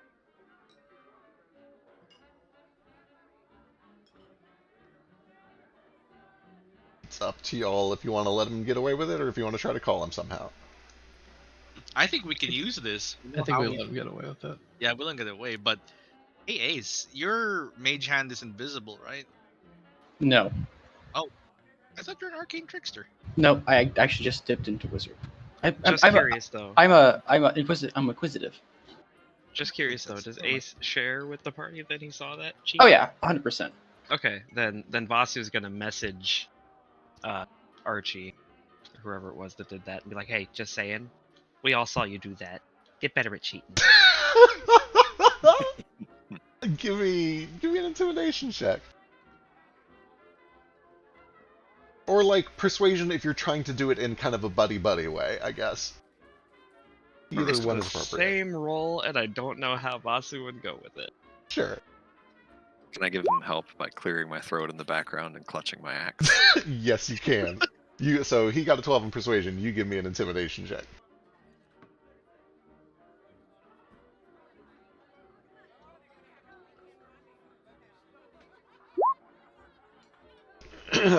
Well then, yeah. Fair is fair, and he kind of, straightens himself up, and he gives a nod to Nordo, kind of a knowing nod. Everybody rolls, cups go down, and Flick is the first to call. 1-1. And the nomad will say 1-2. Alright, Yogg says 1-3. I guess we can go with 1-4, right? Yeah, it's not gonna get back to it, probably. Oh, Yeah. definitely, it's gonna get back up to the top, and it's gonna be like 3. Yeah, but it should be fine. 4 I think for we D, should go 2 4s. I think.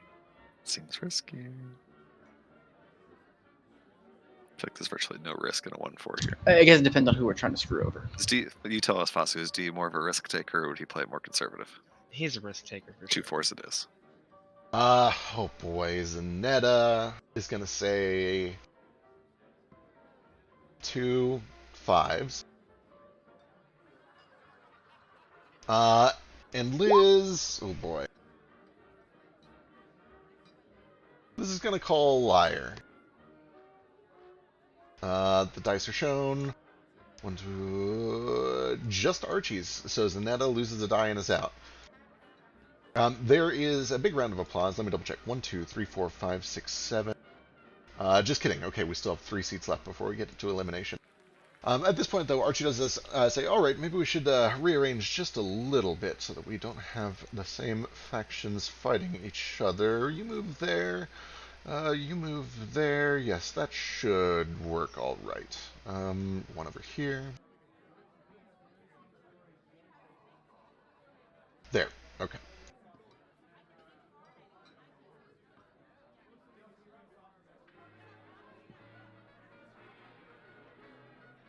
Okay, is that right? Yeah, you guys can see your 3. Perfect. Cool.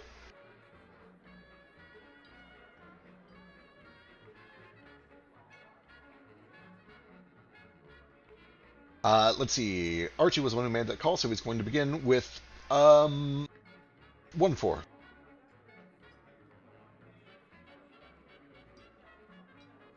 And it goes to Flick.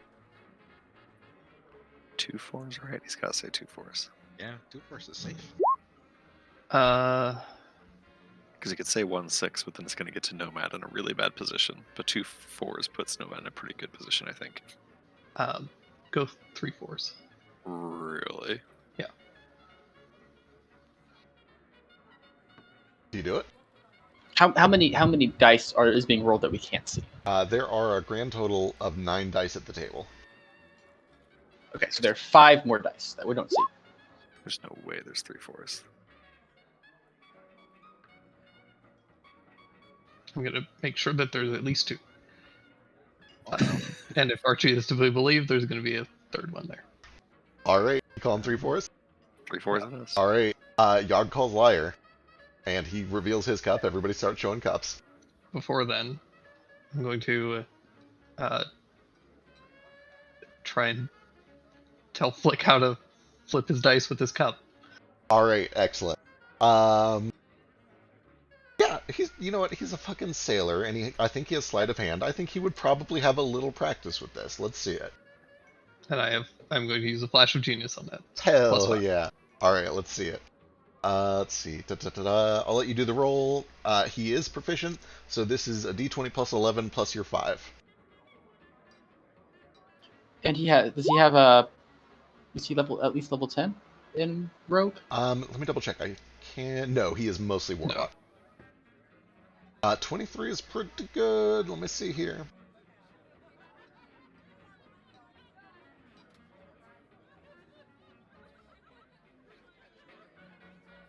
As the cup comes up, there's a bit of a tumble on the felt, silently.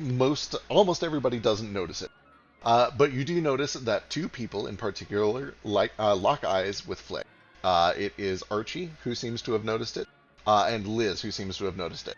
Archie does a little bit of a subtle shrug, like, I guess we're even now. And Liz doesn't do anything. She just kind of smiles and takes a drag from the cigarette.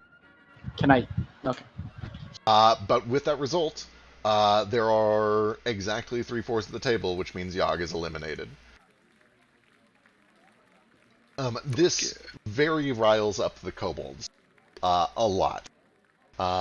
They all say, this is rigged. This was rigged from the start. We were supposed to be the ones who got all of this. We've been working our asses off. We have halted trade for weeks. And it takes quite a bit of time and talking down from Archie to get them to finally, settle down. But eventually they go quiet and they all start to storm out the front.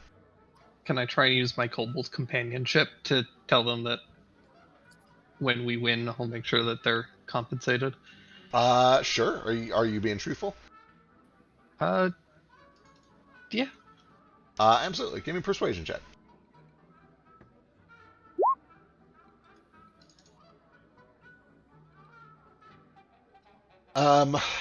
A lot of them seem like, oh, we don't need your sympathy. We could have done it ourselves. But you do see that Yogg himself is actually very amicable to it. And also Bugsy seems to be like, hey, I knew we had some friends at the table.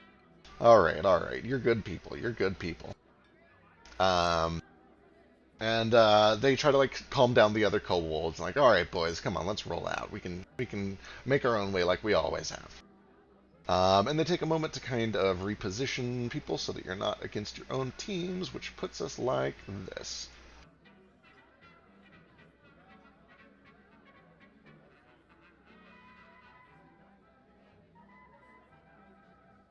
All right. The dice that they're down there, there's a grand total of 8 at the table now. And Oh my goodness. Well, let's go, boys. Holy shit. Yeah, you're up first. Who's up first, Flick? I think it's Flick, yeah. So would we don't want to come out the gate with 4 1s, right? Because then... No. Well, then we can't say it at all. If we Right. don't say it in the beginning, if they say any number other than 1, we're screwed. So I think we That's true. have to start off with 4 1s, and if they increase, well, Then we just have to call them a liar, right? Yeah, So we go for yeah. 1s. If they say 4 of anything else, they're lying. Because they'd have to all have the same thing. yeah, and that's Yeah. I mean, Yeah, if they so- say 2 of anything, it's in our favor. Right, yep. So I'd say 4 1s. All I right. don't think that we should do 4-1. If they because say- that if they makes it say- very if they- obvious we're cheating. I guess so. I guess, and then if they say, We should go 2 1s, and then if he literally changes it to anything other than 3 1s, we call him on it. And if he goes 3 1s, we do 4 1s, and then okay, yeah, Do you guys want me to change one of your rolls? I think if I'm only rolling 1 dice with Mage Hand, I could maybe get away with it. I think we're good for the moment. perfect. All right. All right. I've just I just fear that if we eventually call 4 ones, they call 5 ones, there is a chance that there's a 1 out there. When we can't just knowingly call them a liar. And if they increase any number, but they I don't increase, think any of them are going to go 5-1s though. okay, then I guess we just do that then. All right, what are you saying, or what's Flick saying? 2-1s, I think. All right, Mick gives this like skeptical scowl, like and eventually says 3 ones. 4 ones. At this point, Liz leans back in her chair, looks over all of you with just this wry smile, like she knows you're up to some shit and she doesn't know what to make of it. And then, let's see. Oh my god. 5 ones. God damn it. Oh, we have See, we have to go liar, right? We can't say 6 to. ones. We cannot say 6 ones. We have to go liar. Yeah. All And right. hope there's not another one in there. Vasu calls liar.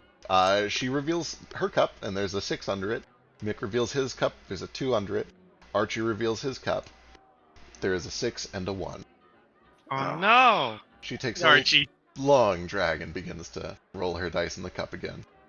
Did it look like Archie flipped that dice? Give me a perception check.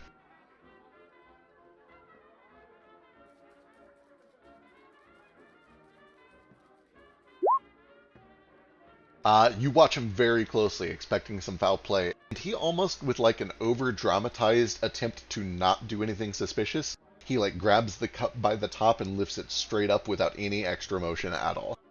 It looks like it was a natural roll as best as you can tell.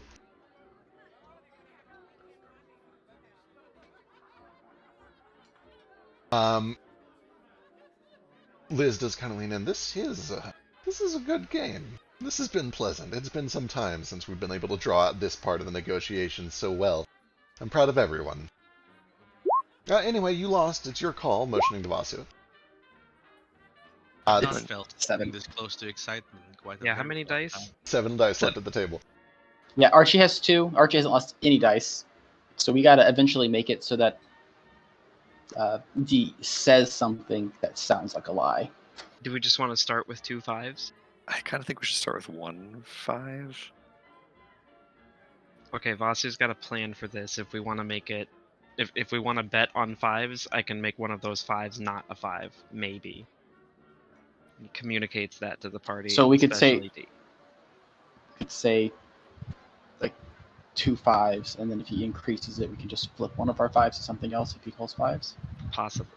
How Flick of the Wristy have Flick, Nordo, or D been this whole time with their cup revealing? Or You're basically asking how well you think they could do like sleight of hand? yeah, Flick appears to be the only one that really has any experience doing it, and he's pretty talented at it. He was doing, mechanically, he was doing a plus 11. okay. Oh. Then yeah, I'll probably plan this with Flick. The meta plan is that I have Mage Hand, and at 17th level, I can ignore the verbal component. The range increases to 60 feet, and I can also make the hand appear with any features, and also fully corporeal, with any adornments I like. So I was hoping to just like make it look like his hand Okay. and roll the cup, or at least like catch one of the dice, or his only die left, and make it something else. Okay, alright. Okay, sure. This is going to be tricky, but it is doable. So you're basically faking your mage hand to look like Flick's normal hand, and you're going to have it Yeah. like try to slip under the cup to change the result, as it's being called. Wouldn't that make it look like Flick was cheating? It would make it look like Flick was cheating if you get caught, for sure.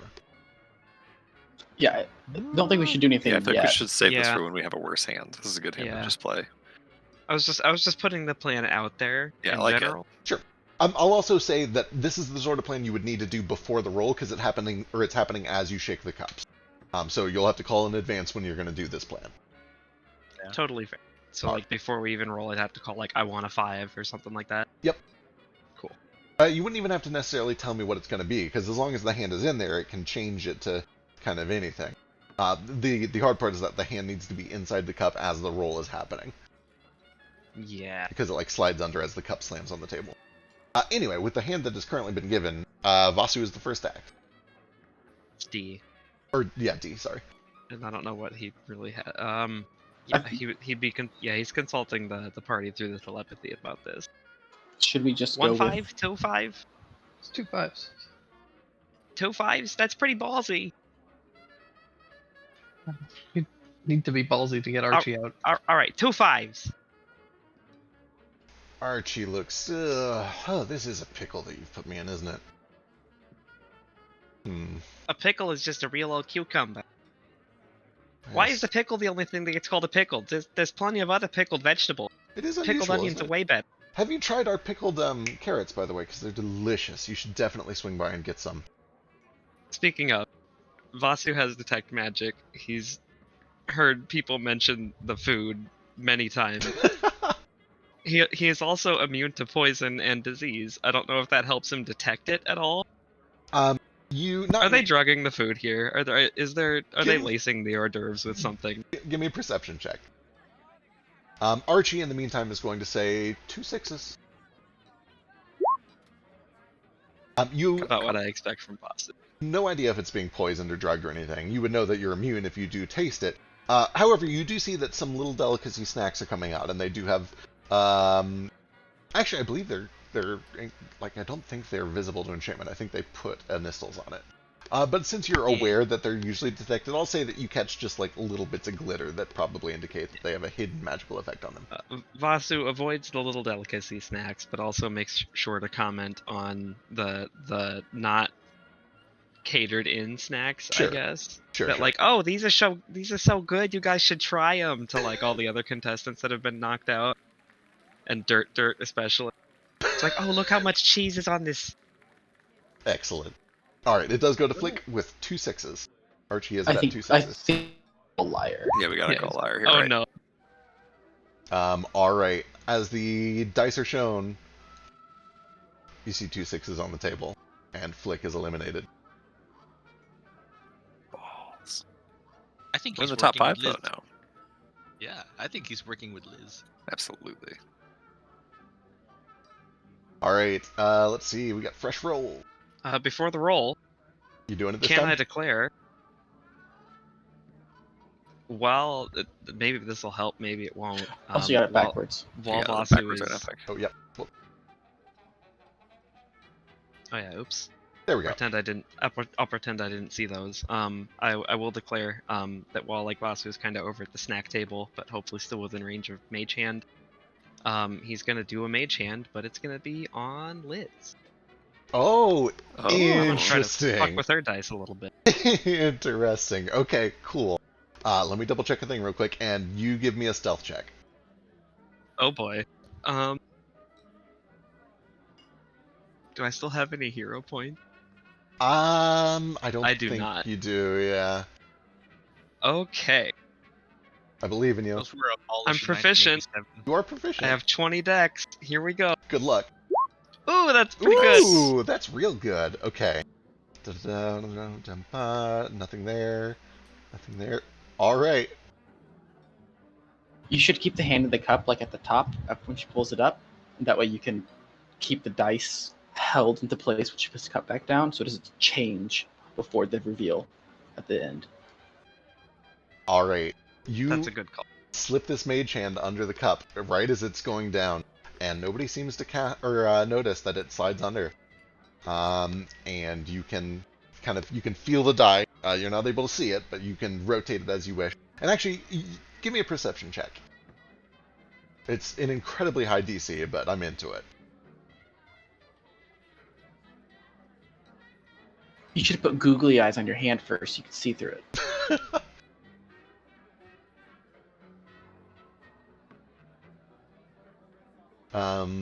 While the betting is going on, Vasu, you can give me a perception check. But in the meantime, Archie's going to begin the bidding at 1-3. Mick is going to call 1-6. Sorry, I stepped away to pee at a very inopportune time. Can I spend any key points or anything to like try to read the dice with my mage hands, like Braille? Oh my god. Shit. How much tactile feedback do I get through a mage Yeah. hand? Okay, that's a compelling argument. It would be incredibly difficult, but I will let you spend 1 key point to make a perception check for it. It is You going said to you were be... going to let me make a perception check anyway. Yeah, and so the original perception check was going to be literally seeing with your eyes what it was going to land on, and it, for the record, was Oh, going to be okay. like a DC 35, something crazy. Oh shit! Yeah, Vasu can absolutely not make that. Doing a braille check instead, you can spend a key to try to get some tactile feedback from your mage hand and try to feel the pips. I will say that you can spend 1 key to do it, and the DC for it is going to be... we'll call it 22, and I'm going to make that roll blind. You're like, I will roll it and tell you results. You will not know what you've rolled. Yeah, that's what pips are. That's why he was named Pips. I get it now. Yeah. Years later. Are there 22 pips on a die? There are 22 pips on the die. So cute. Like, Yep. I only have a +4 to perception, but I feel like I gotta go for this. So yeah, I'll do it. Hey, you got I'll it. spend a key point. No, there's 21 pips. Oh on yeah, die. sorry. Yeah, there are 21. Yeah. It was a cheat die. 7 times 3. All right. You said your modifier is a +4. Yeah. All right. I'm going to roll that in secret. Phew. As you try to feel the pips, you're not able to get an exact number, but you can feel that there are a lot. You get the feeling that, like, you can definitely tell there are more than 2 or 3. And Archie has begun the bidding at 1-3. Mick has changed that to 1-6.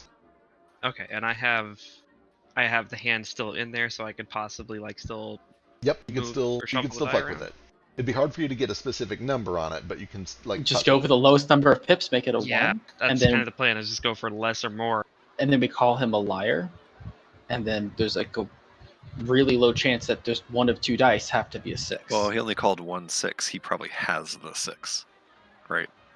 Maybe. So if we go for a lower number, I'd say we go try to get it to a 2, and then say 2 2s. Yeah. And then Liz is like would call us a liar because she thinks she has a high number because she's cheating. Holding off for True, now true, as true. much as I can, but I was just kind of That makes that actually makes a with this. actually I really like Nordo's idea better. Make sure Yeah. to make it a 2 if you can, and then Liz, yeah, I like that. 2 2s, I think he should do, and then you should do the trick. the problem is you can't drop 1-6 to 2-2. You can't lower either number. Oh, right. Yeah, Oh, that's right. We're doing that rule, which I think I like less. So stupid. I agree. I think it is a stupider game, but it is the rules that were established. So then I guess the best idea then would be to make hers into a 6, And as say high 2 as you can, 6s. and then just say 2 6s. Yeah, that's our only choice. We can't call And- this guy a liar on 1-6. He and- has the 6. And then D can call her a liar if she increases the number of 6s, and we can just make it a lower number on her dice. All right, I call don't know him. how many So- times I can re-roll the die in one hand. Well, at this point, you're just holding it and you're just spinning it into the fingers because that's in the cup. Okay. All right, so So, what does as Nomad Vasu say? is manipulating it, Nomad Oh, says does she only 2 have 6s. 1 die left? Yep. Oh, okay. So he says 2 6s? He says 2 6s. As Vasti tries to make it into a 6 real quick. All right.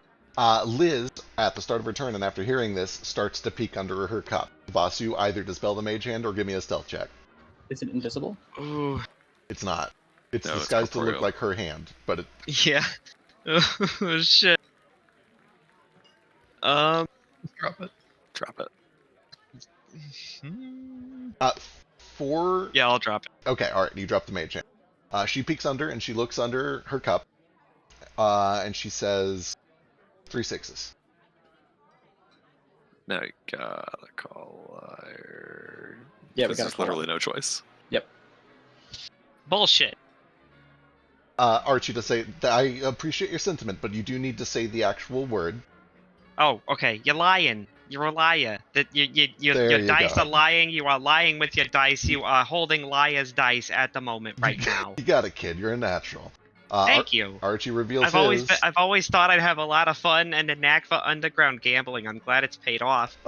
Archie reveals his. It's a 3 and a 1. She looks disappointed. Mick reveals his, and it is a 6, and she looks excited. She reveals hers. It's another 6, but neither of you have 6s, which means she is beat.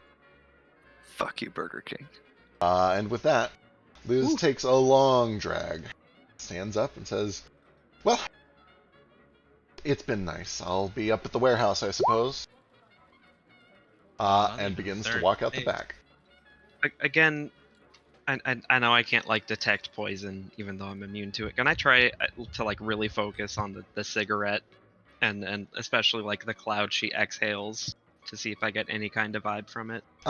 You've already kind of made a perception check and haven't really gotten anything. You would be able to do more if you actually sat down and identified it, but from That's fair. where you're at, you've already got what you got. And that brings us to D. You have it in the wrong spot again. Yeah, you did it Oh again. shit! Fuck. I'm gonna follow Liz. Okay, excellent. As you start to follow Liz out back, she does kind of just wait, looking over the oasis, continuing to drag from her cigarette. Welcome to the losers bracket, I suppose, huh? Kind of. We can jump to the game and finish that up because Okay. I have a conversation with her. Planned. Excellent, perfect. All right, back inside. Gavin does say, well, congratulations. We've all walked out of here with at least something. We're going to be wealthy men by the end of the day. Let's find out just how wealthy we're all going to be, huh? Wealthier than you. Begins to shake the dice. D is the first to act. Just gotta open with 1-5, I think, because it's Yeah. unlikely to get back to Nomad. Yeah. 1-5. Archie says 2 5s. Boy. Mick is going to say... Mick is going to call liar. And when the dice flip, God. there are 2 5s on the table, and Mick is eliminated. Praise me. Woof. This means that we're going to be against ourselves. Yeah, at some point we have to be just because of the way it falls. Also means that there's a good chance that we can force him to Before lose. the roll, Yes. Voss is gonna slip a mage hand under D's cup. All right, give me another stealth check. Yeah, because then if he peeks and looks at it, he can communicate to you what it is, and you can just turn it to what we want it to be. Oh, bad. Oh, bad. Can I communicate very stealthily through the telecommunication to D very quick? Be like, pretend to knock your cup over. Oh boy. This is going to be a difficult DC. He's covering a natural 1 mistake, but I will let him try to save it. It's not going to be easy. Alternatively, you could just take my inspiration. Do you want to do Willing that? Give it. Yeah, Take it. just use the inspiration. All right, roll that again. Okay. We have inspirations? Ooh! I've been hoarding one forever. All right, you are able to slip this hand in, Also, seemingly can I get an unnoticed. inspiration for this plan in general? Maybe when it's all said and done. I just don't want to let you That's- renew them over the course of the game. No, I wasn't gonna use them for any more rigged dice. Yeah, but- I do like all of this though. There's some clever cheating happening. All right, I've not rolled, so here comes the roll. You have a hand under the die, and because you're telepathically connected, you're able to know from D that it is a 6, and it feels like a 6 to you. Okay. Fantastic. Who starts? He's got an in. Archie starts. He looks under his cup. 2 4s. All right. I feel like we just raise it to 2 6s and then call him on bullshit, right? We can't. Your hand's in the cup that has a 6. So Not we the can't cup that change has have- nomads. I don't have to modify the 6. I know, but then there's Oh, we have to. wait. We have to Yeah, kind I'm of, sorry. Right. I'm still not Mine. entirely sure on how this game works. He probably has 2 4s, doesn't he? When So the trouble, Theoretically. you could change this to a 4 and call 3 4s. I could. Yeah.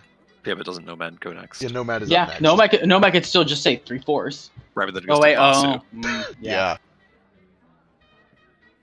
So it looks like you'd have to just call him a liar because one of you guys is going to be called a liar anyways once it gets to I say D, it's not possible for Yeah. this to get back to Archie, I don't think, so we just have to say liar and hope he's lying, I think. which he's probably Which he's not. not then. because he's rigging his dice. Right, he's rigging his dice, he knows he has 2 4s. But there's nothing we can really do about Well, that. there's nothing. If there are more than Can- 2 Can 4s the on wizard table, can the though, does wizard that- sitting at the table do any somatic spells secretly, You can try. or even have his nip? All or even, of them have. No, because he's not a sorcerer. He's a wizard. Everything is verbal. Everything is verbal. Well, Actually, And because it's Nomad, he's if probably it's like, a- I am casting a spell. If it's a touch spell, you could just have Nibbler go down and touch Archie's foot. So do we have some way to change Nomad's die into a I have a 6? That's our thing. best bet. I may have a thing. Except then it still goes to Vasu to call him a liar. It is still a random roll. Oh. And it would require a sleight of hand for me That under seems the table. Yeah, don't seems risk that. likely. It's not a verbal though, and I always have it prepared. What I can do is give myself proficiency in sleight of hand as a bonus action with no tell. I could attempt to cast an illusion on your dice and just make it to look like something else. Somebody's that's- definitely got detect. I feel magic. like a lot of people around the table probably have detect magic. Yeah. I think it's kind of a total non-issue because there's nothing that we could turn that die into that doesn't end with Vasu having to call him a liar, right? True. The issue is that we have to change one of Archie's dice. Oh no, here's what we do. Nomad says, what did he say? 2 6s, or she said 2 4s. So Right. 2 4s. Oh, okay, never mind. We can't. Oh fuck! I keep forgetting we can't take either number down. It's the Yeah. stupidest rule. It's like a mandatory rule. No, So- the most common house rule, the one that makes this game playable, is that you have to increase one or the other number, but Right. not both. And you can make the face value go down, but not the number of dice go down. Right, correct. That's what I think is my favorite. Is the face value can go down, but the quantity can never go down. Exactly. Already proficient in fucking sleight of hand. That's true. He Because if does. He did give himself an hour of proficiency with sleight of Oh. hand. No, I've always been proficient with it. It's Oh, a shit. natural proficiency. I just didn't realize Wait, really? Yeah. What the fuck? because Ace is my brother. That makes sense, I guess. I've had Listen, to learn. I've had to um, learn to be good with my hands. He's a hungry bird. He eats a lot of food. Nomad has longer arms. Well, I guess snatch him up. Well, I realize there's a lot of strategy here, but we are waiting. I think we have to just call liar. I don't think there's any. There's no way to even rig this to where we succeed. And then Vasu can keep the hand in the cup for the next round. Can I cover my Yeah. hand in the cloak and do a somatic component underneath it? You can try to. It will be a sleight of hand check. I have a +8 to it. I don't think it's worth risking. Yeah, so there's no. It doesn't matter what you made this dice into. Like it doesn't. Unless we can change one of Archie's dice and then call him a liar. That's Does what I we mean, hope here. does Flick If you happen to call have any here, that The can work? moment he turns it up, I can turn the dice so it's whatever.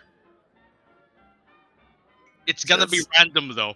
So if I cast a roll, Well, that still gives us a 5 out of 6 chance. That what we need to do is turn one of his 4s into not a 4 and call him Yeah. a liar.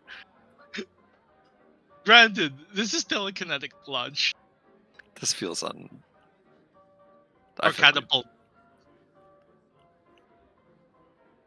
Let me just cast that spell to see like what it says. If it's up to or like just that way I can just move it a micro inch or whatever those are. You launch the die 10 feet trapped inside the cup and it just goes rattling around in there. It does say up to 90 feet. I would let you do. If you catapulted, I would let you do it just as a little flick. Yes. But like I would have to do I had to roll good You'd have to roll good. Yeah. with a +8. There are no verbals. All I right. believe in you. You do what Nomad would do. All right. It's Nomad's turn. So yeah, Nomad. What do? Do you call him a liar? Nomad believes in himself very much. He also believes this guy is lying. All right. You call liar? I'm going to insight him first. Sure. Give me an insight. Can check. I also insight him as well? Sure. There's nothing really else to do.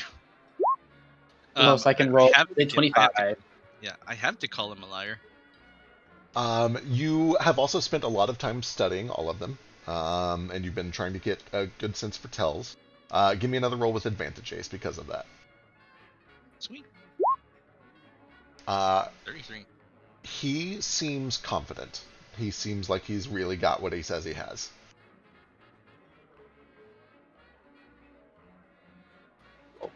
Convey that. All right, so Nomad, do you call liar? I guess he'll bow out.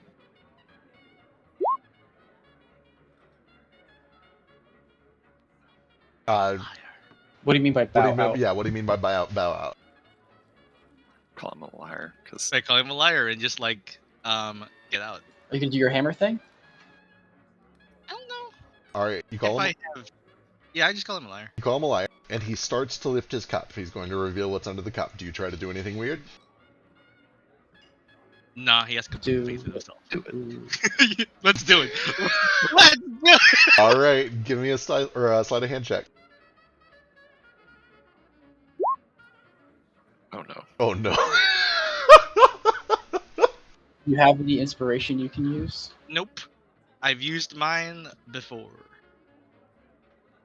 All And right. no one has any more inspiration. As you were trying to, okay, give me a luck check now to determine what fucks Oh up. boy. You want high. Oh, Okay. boy. So what happens is, as you're trying to control this, you try to do these very minimal somatic components, and you realize just a little too late that it gives you less control over the telekinesis.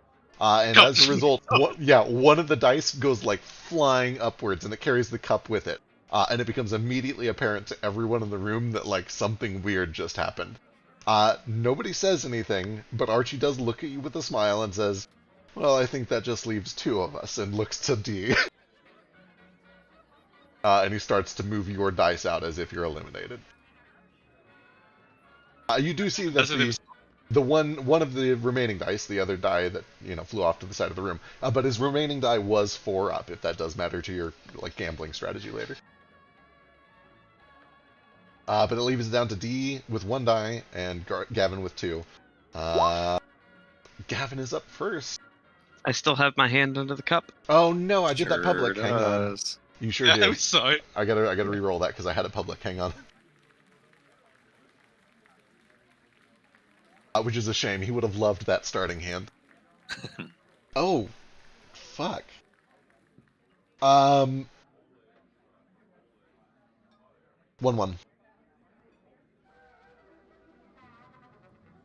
Boy. Do we say Two it's just one? two- do two we say sixes. 2 1 sixes? 2 6s, because he wants us to say 1 6 to be safe, and then he'll say 2 6s, and because he has, Yeah. or he has 3 6s, or he has 2 6s, and there'll be 3 6s. Can I get a read on him? I'm Sure. gonna do 2 6s. Give me an insight check. I deter to your choices because I have to BRB real quick. Good luck. Do you want me to roll With advantage, advantage. Yep, advantage because of your previous research.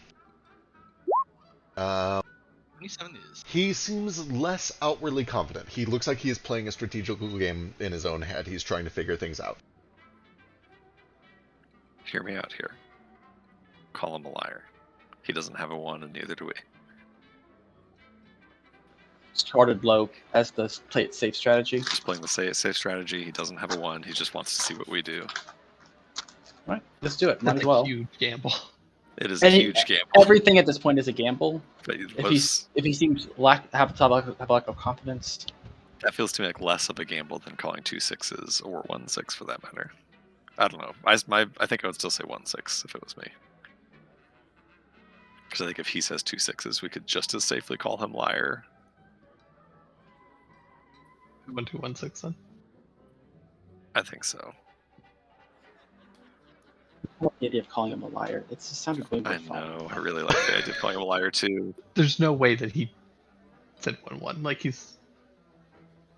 would have just said That's true. It's like 1 2 if he had 1 something 3. different. Yeah, Like, you're right. You're right. All right, what 1 does 6. he do? He says 1-6. Yeah, I think so. 1 6. Archie looks and he thinks and he ponders and he looks up with squinting eyes. Oh, let's see. You went straight to 6. Are you trying to force me out? Or do you really have it? What are the odds? Not bad, actually. 36. 2 for 3. 1 over 6 for the third. You know what? 2 6s. I think you really got it. I think he's bluffing. I don't think he has one. I think we gotta call him a liar. We literally have to call him a liar, right? He doesn't have Gotcha. to. Gotta say liar. Alright, you call liar, and he smiles and lifts the cup up, and you can see that he has no 6s. Oh, I thought for sure I had it. All right. Well, Horrified. this is for everything then, isn't it? Very exciting. Let's see. I lost that one, so I'll play first. He shakes the cup. You shake your cup. The hand is still inside, presumably.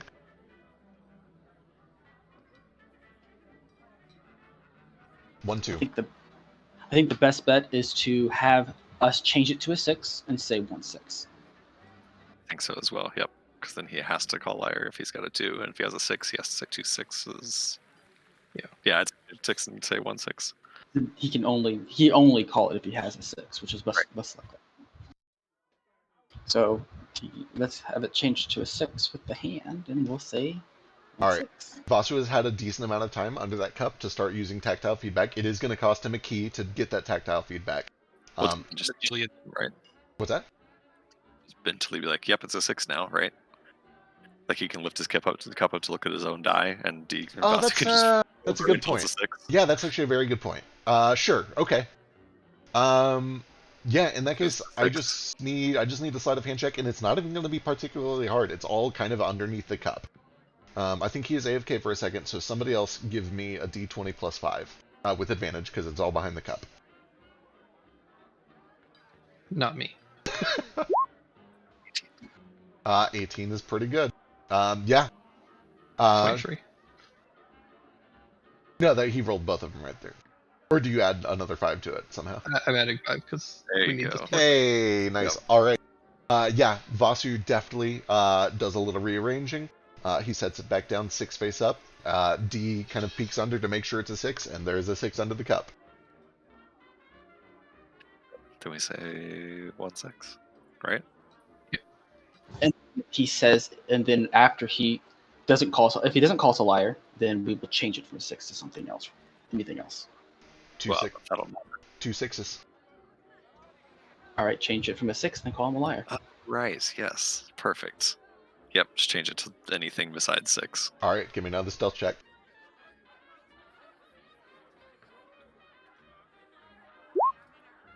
$20. Better. Yeah, it's a 20. Let me check his. Yeah. All right, the cups are revealed. Yours comes up as something random, a 2, and he shows a 5. There are no 6s on the table. And everybody kind of gives a bit of applause, and he himself kind of leans back in his chair and says, oh, very nice, very, very nice. And well earned, too. It's fitting that it should go to the bastards that took the old bugger down. Welcome to Saltpool.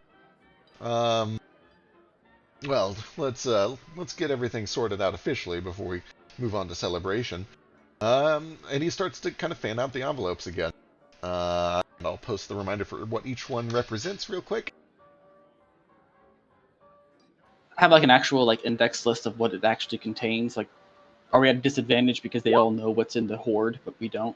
They're identified, so each one is labeled with what it has. Yeah, but what is the hoard and what does treasure mean? Like, are we at a, yeah. Is it they know that we don't? Is it included in the information? Oh, right. We scouted through here as soon as we heard the news, so we've been able to take a quick look. Sure. Come with me. We can at least show you the hoard if it helps you identify everything. Norda, what's up? Just quickly, if I can kind of retcon a little bit, I don't want to interrupt the game too much. Sure. Can I do sort of also what Vasu is doing, and it's the food that's being passed around and the liquor, see if there's anything untoward about that, poison or otherwise? Sure. With a cook's utensils check? Yeah, that's right. I forgot that's a thing you can do. Absolutely. Give it to me.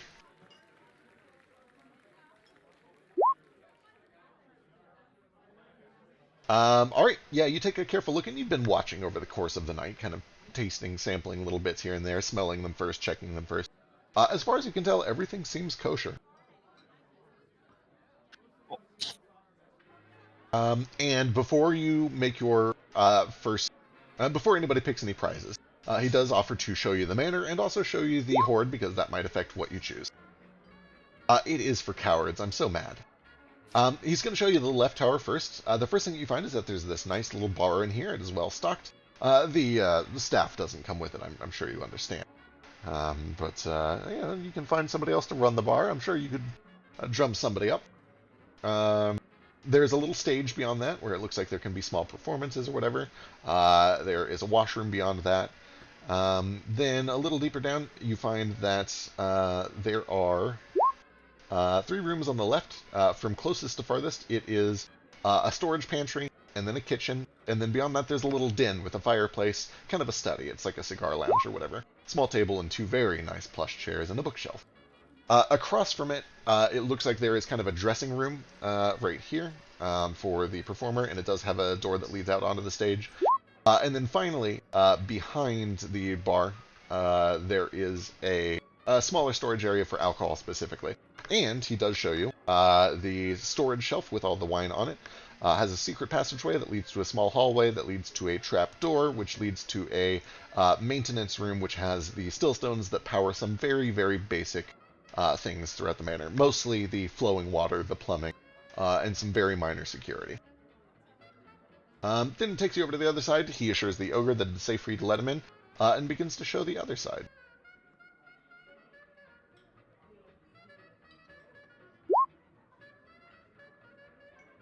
Allow me to reveal this slowly.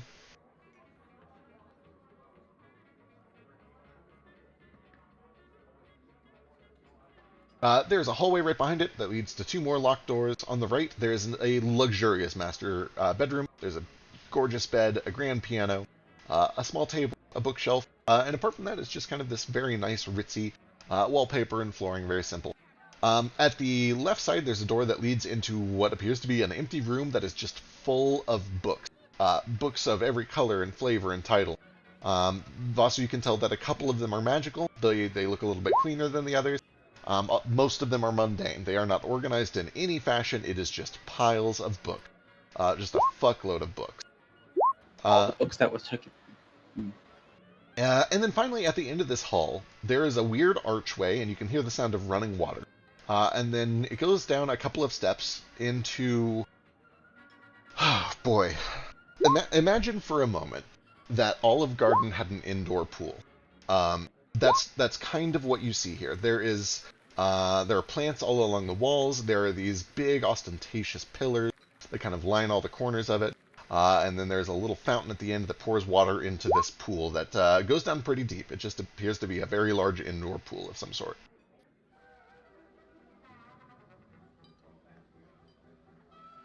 Well, there you have it. There's the manor and the horde, and sure enough, that is one of the options, because you won. Let's see, you took first and third seat, so you'll pick 2, and then I will pick 1, and then you'll pick 1. And then the last one goes to, I believe it was Mr. Eckhart. I would like all of those books, if it, I don't know you, and you don't know me. I'd be happy to pay for them if you do end up with them. We know who this gentleman is, like what he does in the city. Give me a history check. Nothing, apparently. You might. Like, are you certain? This visit might give us an idea of like what he wants. There. Other than just the house. I'm just like, Mr. Eckert, are you sure? Last I heard, all the people who tried to read were assassinated. He gives a bit of a wrinkly old man smile, and he peers up through his big round glasses. Says, Sonny, I've been in this city a long time. I think I'm okay. Ace, do you have a minimum on that? I don't think you do, right? I'm not proficient in history, actually, so I don't have a minimum. Okay. You feel like maybe you've heard the name once or twice, and you think it was probably Joker that said it, but you don't remember anything about him. I roll history? Yeah, you can give me a history check.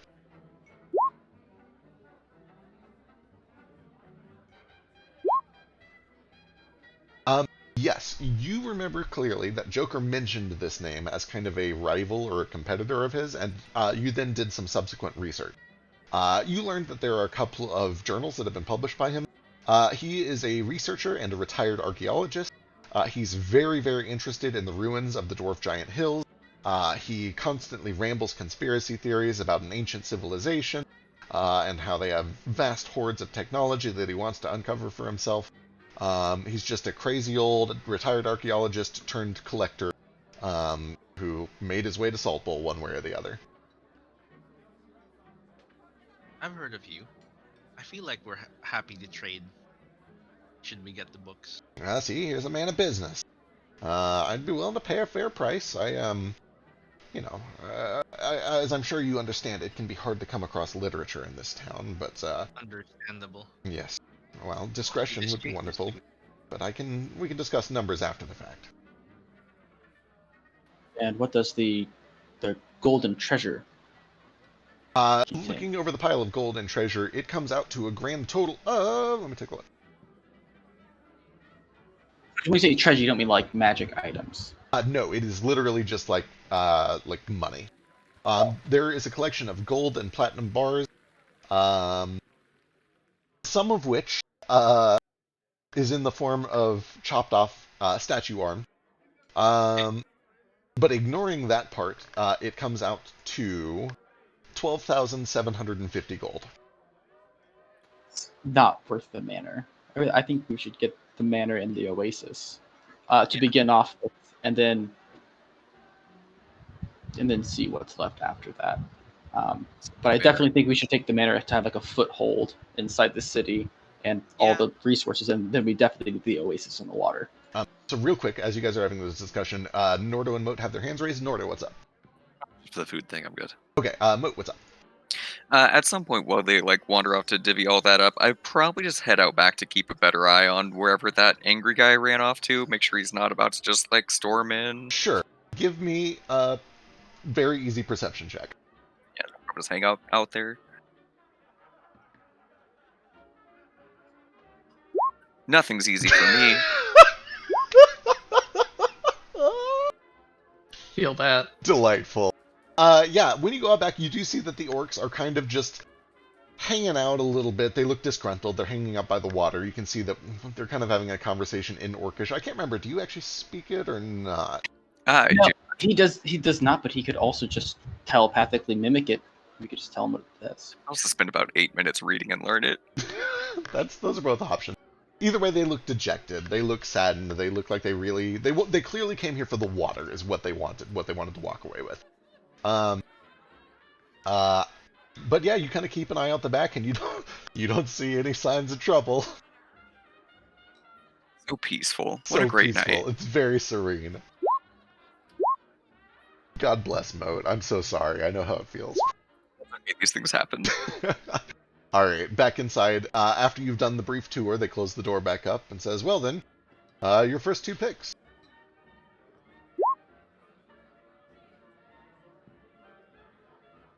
That'd be the oasis in the manor, right?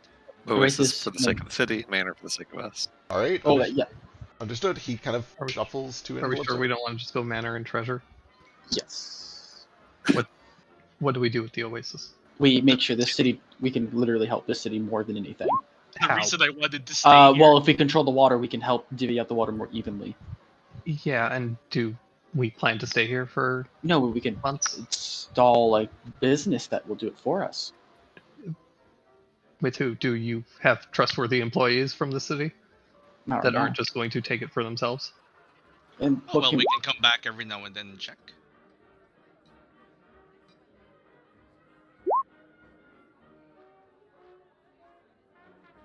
After all, we have the threat of Mr. White. We can always bring him back. I think that would ruin our standing a tad, since they think we killed him. Exactly. And what would we do with all the gold? Make a whole bunch of create food and water fountains, and solve all of the city's problems with just a few low-level stones. Is that actually what's going to happen with that money? Are we going to set this money aside for that to give back to the city, or are we going to dip our hands into this pot? And if we decide not to dip our hands into this pot, are we actually not going to dip our hands into this pot? I guarantee that the first time we start making water here, whoever controls the oasis will do their best to take it down.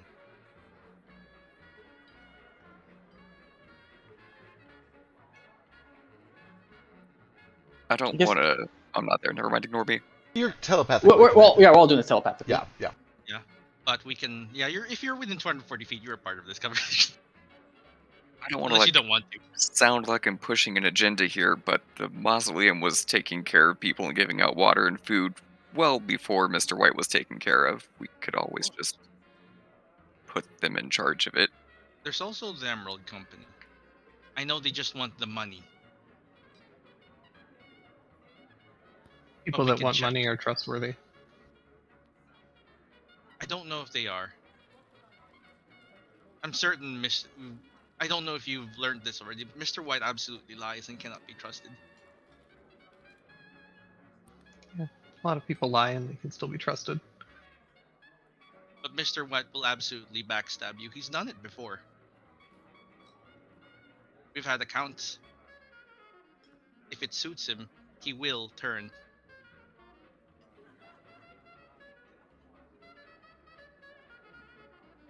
Honestly, it's best if we just kill him for real. If you think that the church can help and will be able to control and maintain the Oasis, then we take the Oasis. But I think that taking the Oasis in the manor is going to be foolish unless we plan on staying here. And if we plan on staying here, we should make that decision. I ain't got no intention of staying here personal, but I think I have plans and reform to enact. And I have the resources to come back and forth. If need be. well, friend, no man, it sounds like you're the one who got the big plans for fixing this place. So, as far as I see it, why don't you decide what you think is best? What's going to help you put your plan in motion the most? Stability, first of all. The manor and the oasis are the most important. Gold can be made from those.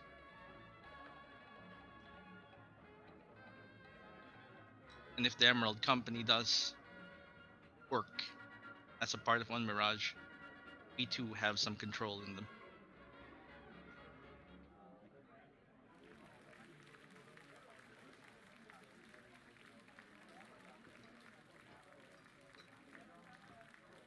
If we get those two first. So which two are we thinking about getting now? The Oasis mansion and manor. and the Horde, because there might be really cool stat books in there. Yeah, the Horde Orbs would be nice. Also, we can sell the rest to that guy, and I think he'll buy a lot of them. True. Which means we can, and he's most likely, since he's second, going to take the gold so he could buy the books from us. Yeah. Let's just not accept the arm under any circumstances. Yeah, don't pick that up. Did So we warn him, actually, that the arm is cursed? we can warn him maybe after he takes the Horde. After, if he tries, like, that way he can just don't use it, just leave it in the Horde.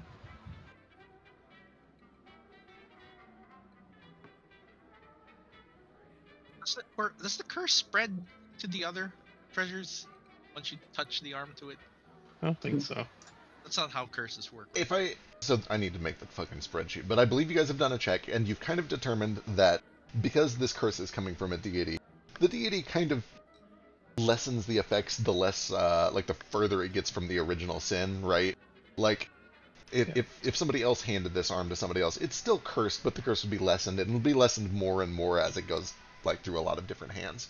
Unless the person is aware that it's cursed, in which case it will do the full curse to the recipient. Oh, so they shouldn't know it's cursed. Maybe she's a frivolous bitch and just... Accurate. Maybe we should just put it back. No, I think we should just leave it and not fuck with it. The last time we touched this, I grew eyes all over my body. Let's just let sleeping dogs lie. Let them sleep indeed. So, are we picking the Oasis and the Manor? Yes, Yeah. that's my vote. All Should we right. warn people of the treasure after? Because, like, if they touch it, how lessened are we talking about here? Like, Well- Mr. White didn't have any effects on it, it seems. It's if you spend it. So if you receive it, nothing happens. If you spend it, it happens. All right. So you guys taking it? Those two? The Oasis and the Manor? Yes. All right. As you say that, Archie slides across the envelope for the Manor. Inside, you find that there are a couple of keys, including one which is magical. That one will control all of the security systems. There is a deed somewhere in that pile of books. I'm sure you'll find it. You'll get accustomed to the controls for the pool, the fountains, everything. The front gate. And then the second one, and he puts his hand on the other envelope, the one for the Oasis. Are you certain you want the Oasis? Are you really, really certain that you want the Oasis? And he kind of lowers a brow, and he looks over his shoulder to all of the other gangs. And it's very clear that he is kind of trying to threaten or intimidate you out of taking the Oasis. Just take it. Just quietly take the envelope, like, yes, dead face. Inside the envelope, you can feel that there is a small kind of cerulean crystal, as well as a pair of silver keys. And he says, well, very well. Welcome to Salt Bowl. I believe I'll take the treasure. It's already over near my estate anyway. And he kind of grabs one of the envelopes and tucks it into his pocket. Well, Mick, congratulations. You can now peddle your drugs in the south side of town. Mick looks dejected and, what am I going to do with that? He snatches the envelope and he kind of tucks it into his pocket. Right, we next. Oh, yeah, that's right. Sorry, yeah.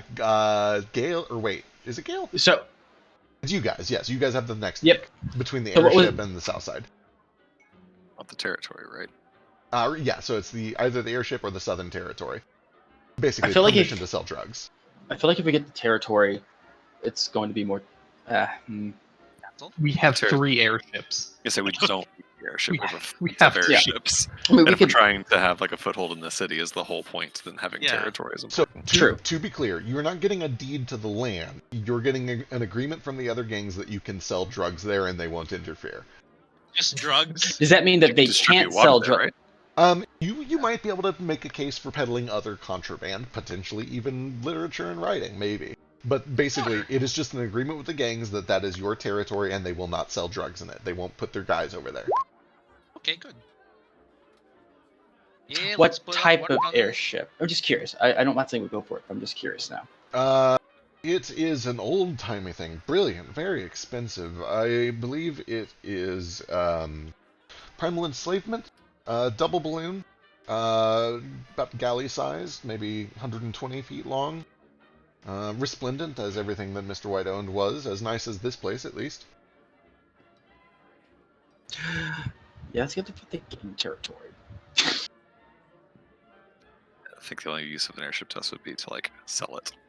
Yeah, or to like give it to D or something. And spoiler alert: if we take an airship that's powered by an elemental slave, We're gonna have to free Or it. those- Yeah, those- we're gonna free it instantly. It's very pointless to get it. to make it Immediately pretty useless. worthless. So instead, we're just letting the slave get passed to someone else. Well, Nordo's okay with deflecting that guilt. All right. So you take that envelope. So, All right. Well, fair enough. That deal has been struck. And then Mick, I believe that leaves you with an airship, old timer. He actually looks somewhat pleased with that. He kind of seems like that is an okay thing, like he can work with that. He takes it and says, all right, well, that'll do. I am still interested in those books, by the way. I have a small place up north. Can't miss it. It's the giant pink building. Absolutely, we'll talk. Of course. Have a good evening. I'm gonna get out before things get too hairy. You too. May I go look for the people who look kind of angy? Or dejected? Yes, it is incredibly obvious to everyone at this point that Mick recognizes something is wrong and is trying to skedaddle. And Archie Gavin puts this envelope in his breast pocket and says, well then, the decisions have been made. Why don't we all give our new homeowners a welcome to softball, right? Show them how we really have solved problems for the past 3 decades. And you watch as one by one, all of these other gang members start to pull out various weapons. Bugsy and the boys lower guns. Yogg draws a couple of swords. Mick gets the fuck out. Titan is... as Mick is trying to leave, the Titan kind of, starts to resist. He, freezes in place, and his head snaps back around, and he just locks eyes with Nomad. From behind, you can hear the orcs beginning to kind of rouse, like they realize, oh, it's time. Mick is a rat folk, yeah.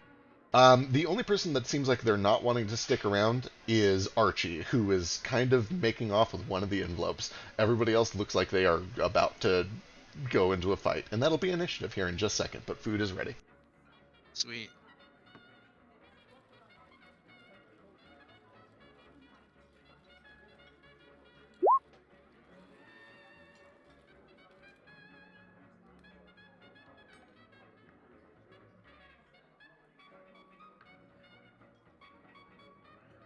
Look how far we've come, guys. Episode 4, gang violence and softball. Episode 94, gang violence and softball. If you had only seen these 2 episodes, you would have just think that we're just a gang. Did they ever We leave haven't this? moved in 90 episodes. We've just, I mean, that does kind of sound like a fun campaign, just doing gang stuff in the This same city. episode and episode 2, you'd be like, wow, these people are just a gang, right? So where'd King go? Where did King? He's with me, Yeah, I went to go have a talk with him. I forgot about that. having a talk. I imagine I'm getting alerted over telepathy that shit's going down. Yeah, hey, someone else probably better at wording it. I'll take care of Archie. Oh, Archie's leaving. He's fine. No, he's not leaving. Oh, you want him to leave? Gale's is on one of his gotta kill everyone things. Let's do it. He did start this. Just saying. True. It's all right. I've prepared for this outcome. I just need everyone to get close. On the plus side, there won't be any gangs to stop your plans of water domination. So, Or, better yet, I might have them under my thumb. I just need them close enough. Just need them close enough.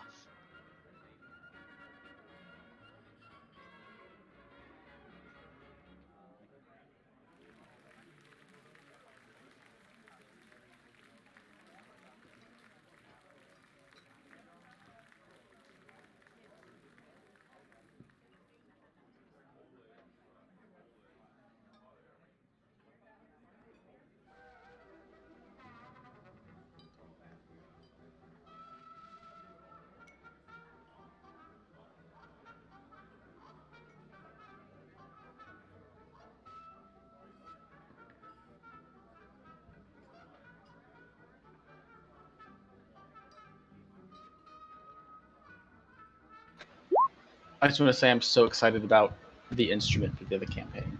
I am just so excited to just kill things with the guitar. It's gonna be so cool. You've been waiting to get a magical guitar for a while. Yeah. And it happened a lot earlier than I thought it would, honestly. Like, not been looking that long. I rolled it randomly. It just happened to come out. It also has some. It's an instrument of the bards for. Oh goodness, Macfermenden Crichton, or that was really actually completely inaccurate, but it's probably where I would call it.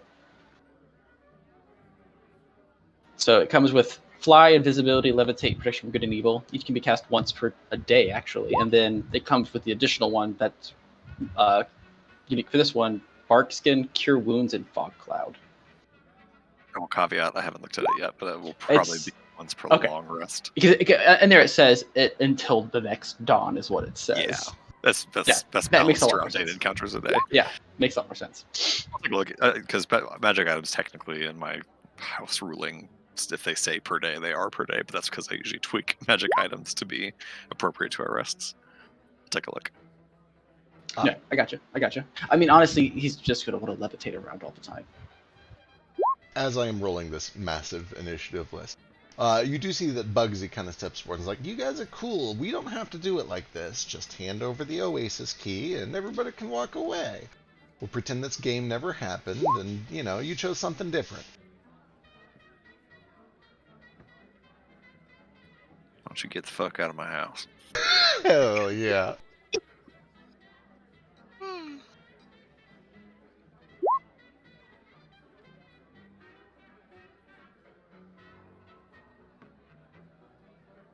I don't think you understand. Things got to be the way they got to be around here. God, there's so many fucking people here.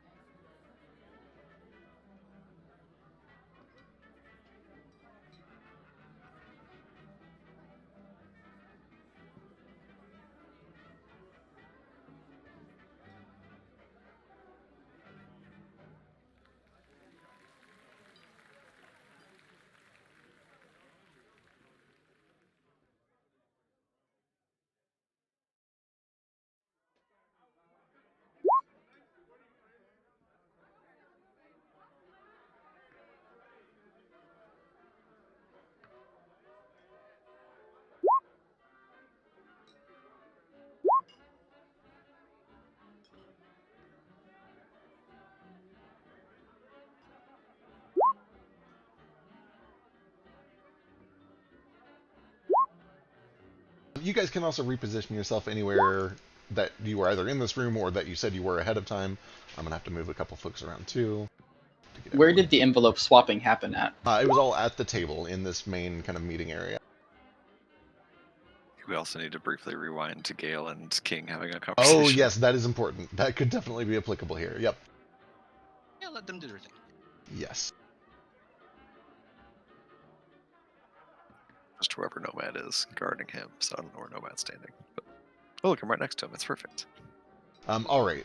So yeah, jumping back a little bit before this initiative get rolls. Let's see. King was just standing, kind of right out by the shore. And picking up where they left off. In King's own voice, not in Liz's, says, "Welcome to the losers bracket, huh?" It's not so bad. Take it you're not totally out. It depends. Mostly on what your friends pick in there, assuming they make it to the end.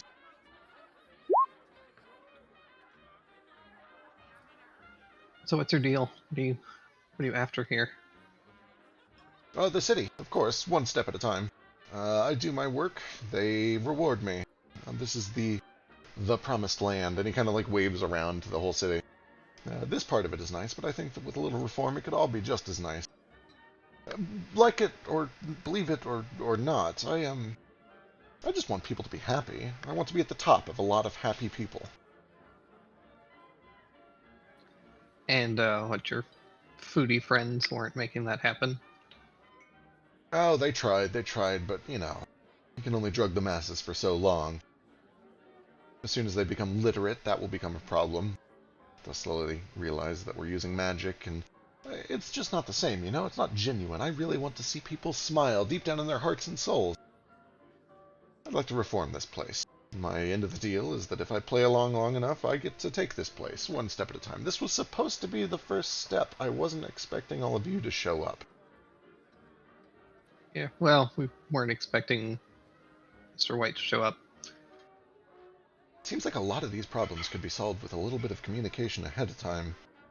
Sure could. Speaking of, I have a job, if you're interested. I am, always. What's the pay? I'll hand him the other half of a platinum bar. Rather, 60% of one. Alright. It's pretty good pay. What's the job? Consider this a down payment for a future job. Sounds very vague. I'm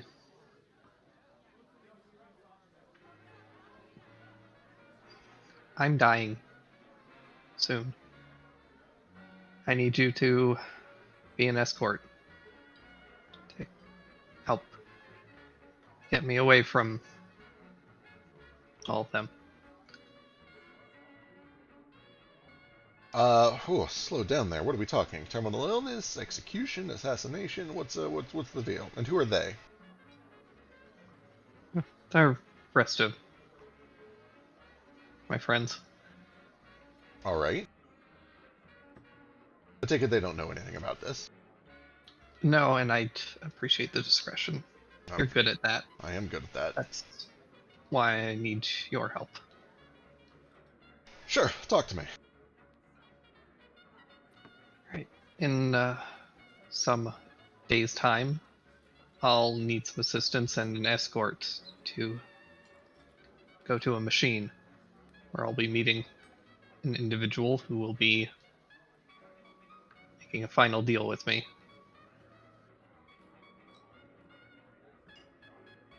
And I just need a little bit of guidance and a kind of safety net. You can get out of tight spaces usually, and figured you would be a good option. Oh boy, when do I call for this? I'm in. Actually, at this point, somebody kind of walks nearby, and so he switches back into Liz's voice. Well, darling, I am very preoccupied, but I might be able to take on a little bit more work, especially now that I won't have to manage this place. I need more details, though. And he kind of just makes a scene of going over behind this boulder to block line of sight and begins to talk in a little bit more of a hushed tone. I would need to know more about all of this. Who are you meeting? Why are you dying? Where are we going? Well, can I do an insight check? Sure. Just to see how tight-lipped he intends to be. Sure.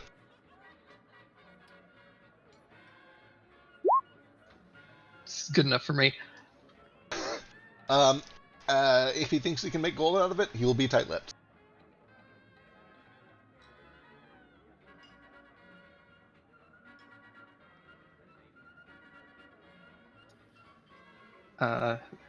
So, oh boy, how much do you know about me? I can't even remember. Not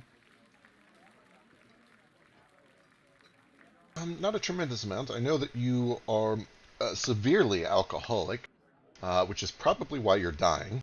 I know that you've been traveling with your friends and that you're all much more powerful than we estimated. I know that you are all in some sort of grand heroic quest that apparently my employer is not interested in. I seem to remember something about you being important for one reason or another. Some sort of celebrity, a famous bard maybe, or a politician or something. Yeah, so not all that important, but one person thinks that, well, my body is, and would like it. And in exchange, he'll release the rest of my city, which is currently under tyrannical rule.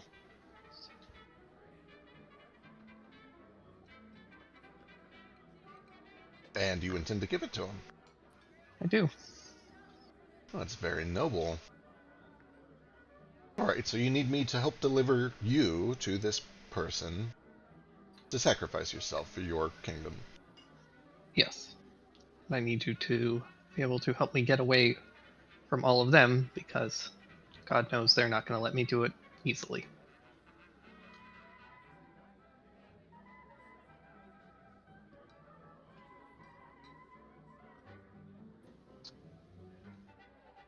I like this plan a lot.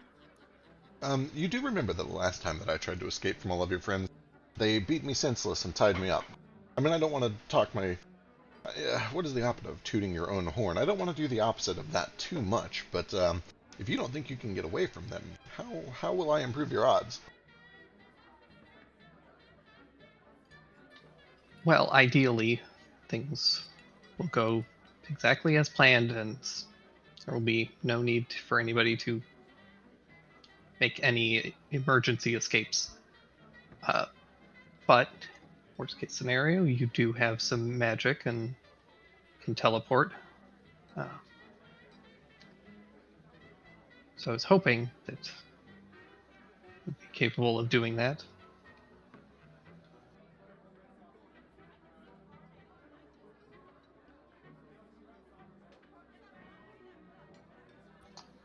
We're also capable of countering magic, correct? Okay, sorry, back. Yes, I am. I can do that. All right, that covers the first two details. I take it you're not going to tell me who the employer is. I will at a later date, before the meeting, but I still have some details to finish hashing out. I do have to ask, are they related in any way to my employer? You have figured that out, right? Yeah, they're tangentially related, so by helping me, you'd be helping them. Interesting. Okay. Maybe I could get paid twice for this. I do like getting paid twice. Alright, then where is it? Where are we going?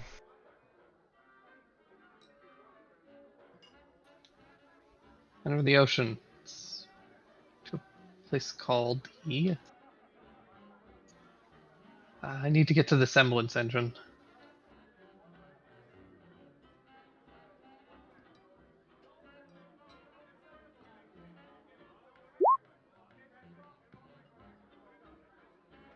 Oh, boy. Well, shit. I've sailed a few times, as I'm sure you're aware. I was with you for some of it. I've never been under the ocean. I wouldn't even know where to begin.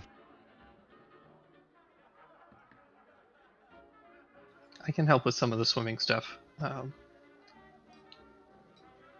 I'm going to see about having a third join us on this little excursion.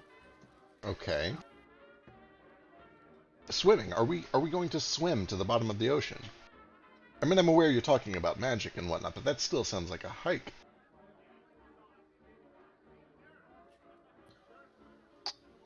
Yeah, pretty much. Fascinating.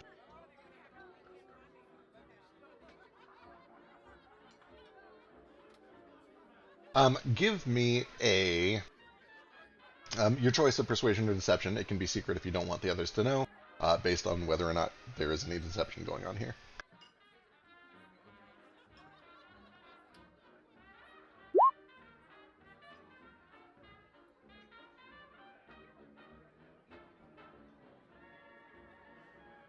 Oh, perhaps. How long is this going to be? The trip itself, hopefully quick.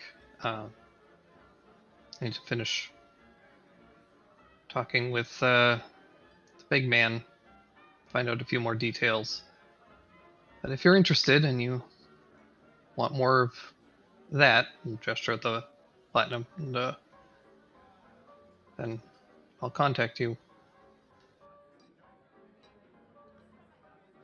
Consider me, and he switches back to Liz's voice. Interested but not yet committed. This does sound like a large engagement, and with my plans recently shattered, and the events of this evening still yet to unfold, I don't know what I'm going to be doing for the next month. If I find myself twiddling my thumbs in search of gainful employment, it sounds interesting. I've never done this before. It could be an adventure. Besides, you guys didn't kill me last time. I've come to grow fond of you for not killing me. Likewise. Well, then we have a tentative accord. No deal struck yet, but I am interested. Contact me when you're ready to go, and I'll let you know how things look then. In the meantime, you might want to see about helping your friends out inside.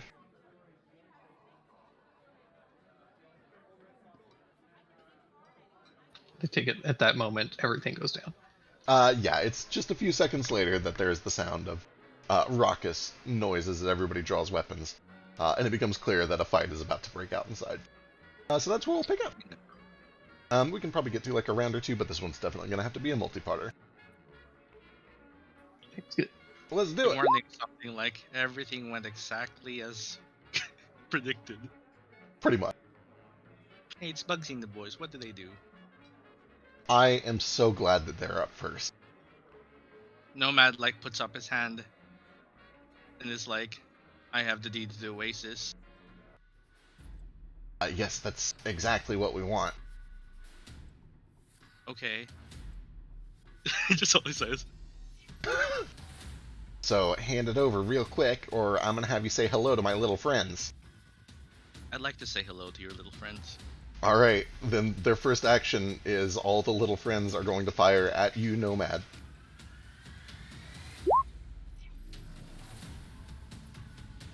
He cast shield and not a single one of those hit. God damn it. Alright. And then he does it by waving his hand, and the bullets just stop in midair. He just says Yo hello. style. Oh, Yeah. Okay, real quick. Moat, even with your failed perception check, you were specifically, like, keeping an eye out to try calm emotions. If you want to That's do fair. that before initiative starts, you can absolutely cast a calm emotions real quick. Oh boy. I'll say that because of the nat 1 on perception, like, they're able to get their first salvo off before Yeah. you realize that it's time.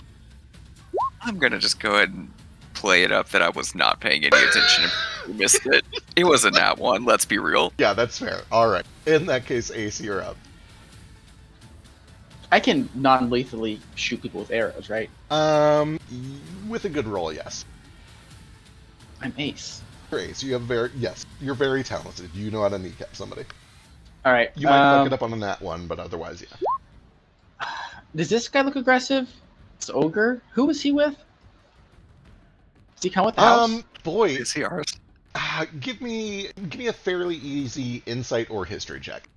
Actually, I'm going to give you advantage too for multiple reasons.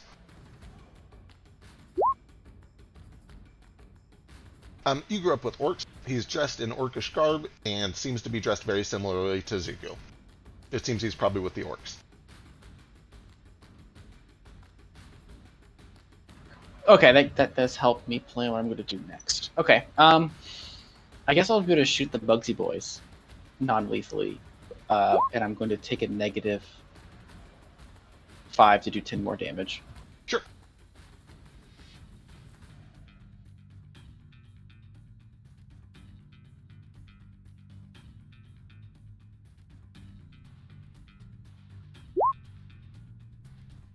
I'm assuming a 26 hits. Absolutely, and that is way more than enough damage. You dramatically overkill one of these kobolds.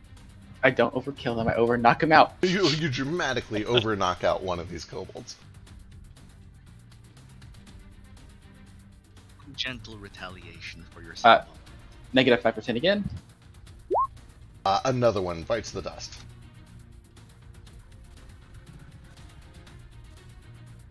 Are there a lot of them? Yes. I guess I should be shooting the leader. It is- I'll shoot the leader instead now. Yeah, it's 10 total kobolds. Bugsy and the boys. And mechanically, they're all identical.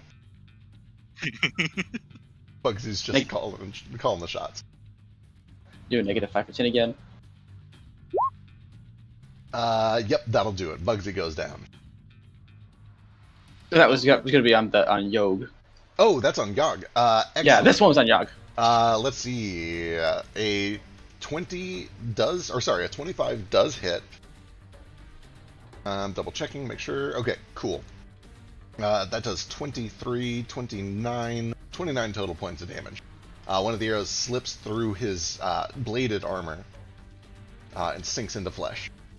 And I'm going to be like, good luck everyone else, and then I'm going to my reaction to cast Darkness on him now. God and then I'm just going to move over here where I'm going to be now more effective. Why would you do this to me? Ace, please I'm don't. so sorry. Ace, please don't cast darkness. I No, said none of us have specifically, any attack. I need to be able to see them to do what I'm about to do. Too. Fine. As everyone complains, the darkness fills. This is the plight of every darkness-based character that I've ever seen in any tabletop. Did someone say wait? Yes, please. If you're gonna do it, at least wait until my turn. Well, I'm good. Since I already committed to it, he has done it. He is after its size as darkness fills the room, and then he just stops concentration. Then he just drops concentration on it. So what I will let you do is I will let you ready to activate the effects of that darkness arrow. It'll take your reaction, but I'll let you ready it. It already uses a reaction to do it because it's part of a bow. Gotcha. Just kidding. Then yeah, no luck. Alright, then that brings us to Nomad. Can I see everyone here in the map? You don't have line of sight to Zuko or the mouth-breathing orc.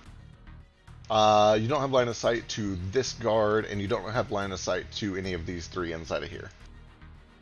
Is there a place I can be where they can all be within line of sight? If you were to stand like right here, you'd be able to see everything except for Zuko and the mouth-breathing orc.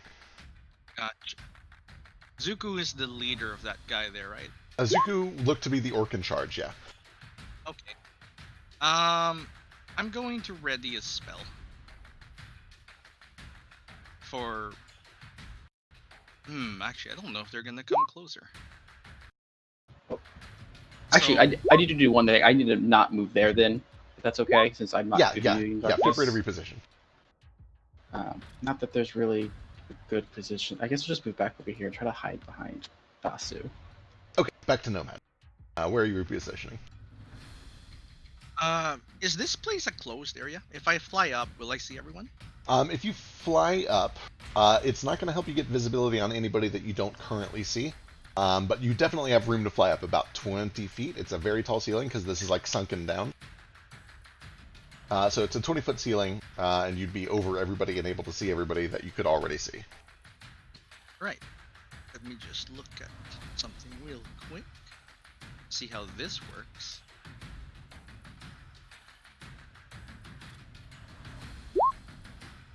Okay. That's neat. I'm going to telepathically connect to everyone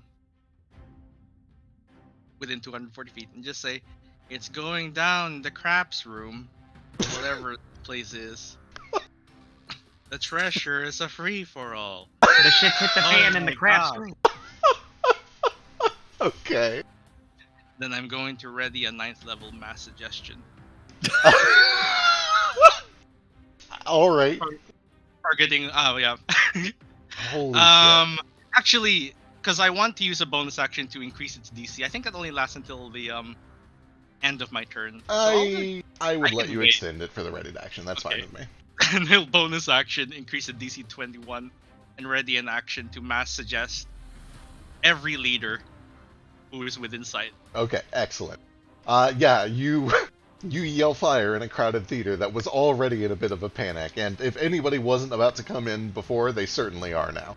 With the exception, of course, of Gavin and possibly his guards, who look like they're trying to get out of here before things get weird. Alright, that'll bring us to Nordo. Okay. Well, that changes what I was going to do. Me. Oh, it's a no-speaking orcish. Neat. Never mind, it doesn't change what I was about to do. Nordo will look around at all the people surrounding us about to charge us, and enticed by Nomad's offer. You can see him he like, will shout out in Orcish. Boonga boonga eyes. Ooga booga eyes. Oh, it's a tonight. No.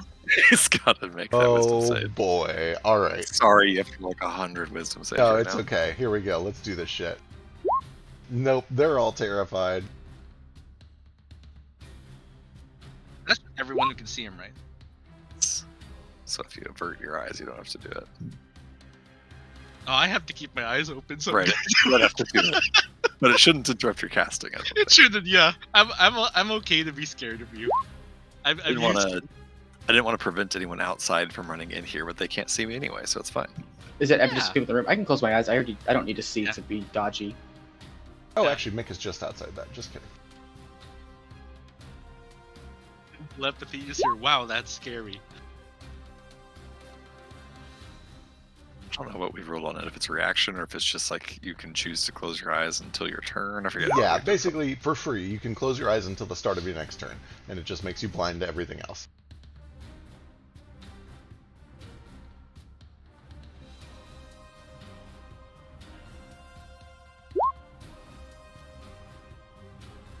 I'm going to be finding people that I forgot to put on initiative for the next 3 sessions. I'm sorry, guys.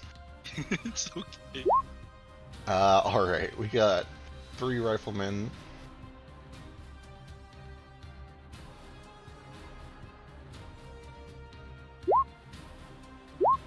and a Zanetta.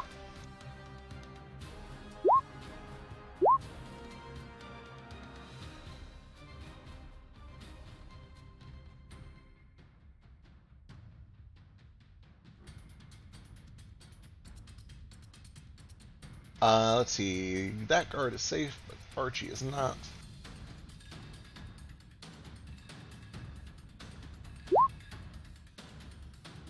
I am less scared.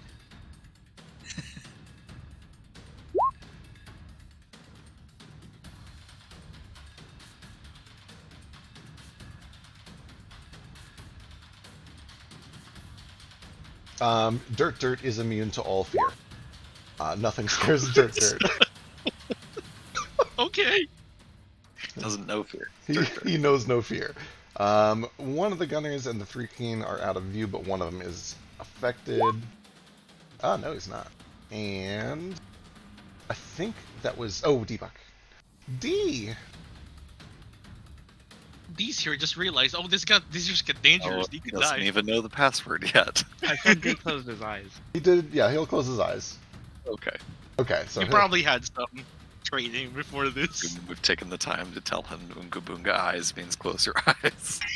Yeah, like if I've planned for having D in our fighting party and also had a few days between that, we've given him some hints and some tells. Perfect, I dig it. Okay, let me double check. I think that is... Oh, wait, the Centaur can see you. Phew. He's fine.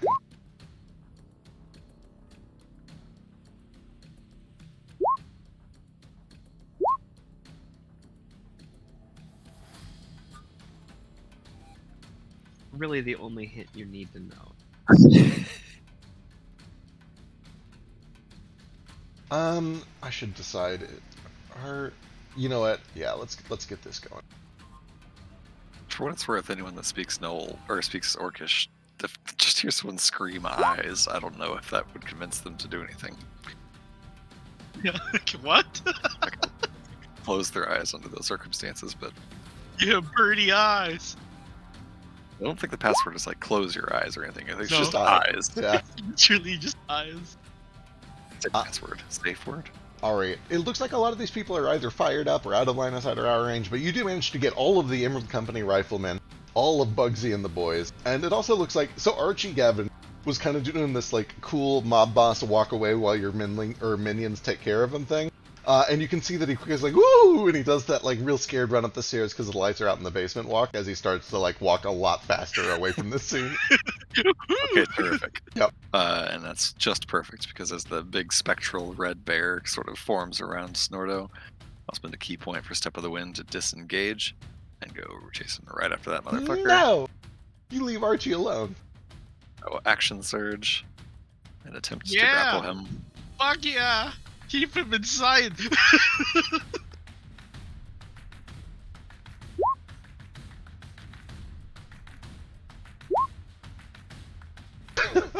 I don't get that reference, but I think it's good. Yugi It's a boy. damn shame because I see it. Yeah, easy peasy. You just grab him by the scruff, and he's like, "Oh no, no, it's okay." Fantastic. I will Guys, pull do him something! inside here. And I will attempt to push him prone on his knees in front of Nomad. Easy. Yeah, easy peasy. Alright, so that's my action and my action surge and my bonus action. That's my turn. All right. D looks If- down. Do I hit him? If I can volunteer some actions for D, I think Archie has at least one of those envelopes.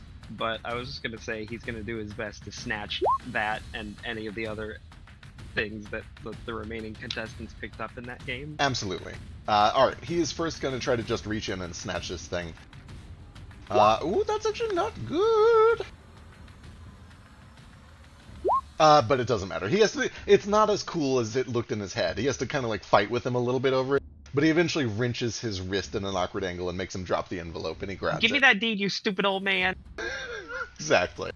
And then he's gonna take it. I'll say that replaced one of his. Actually, you know what? That would have been his whole action. So yeah, he is gonna step back though. And Archie doesn't even have a weapon and is not gonna try to take an opportunity attack. He's gonna get over next to Vasu. Okay, what do I do next? But that is You his stay turn. close to me and you hold on to all that shit. I think Flick is dead. Flick, are you dead? No. Okay, food's ready. Oh, okay. I never saw a message about it. So Gotcha. Sorry. look at Then yeah, take your turn and then grab some food. that. Okay. Simple. Yog. Ooh, every single one of those hits, and he cannot do shit about it. 7, 12, 21, 25, 35, 37, 47 points of damage. Jesus Christ. Woo. Okay. I'm done. I'll be back. Alright, good luck. I think it might be in the fridge. Alright. Yarg is up. Yarg ain't afraid of shit.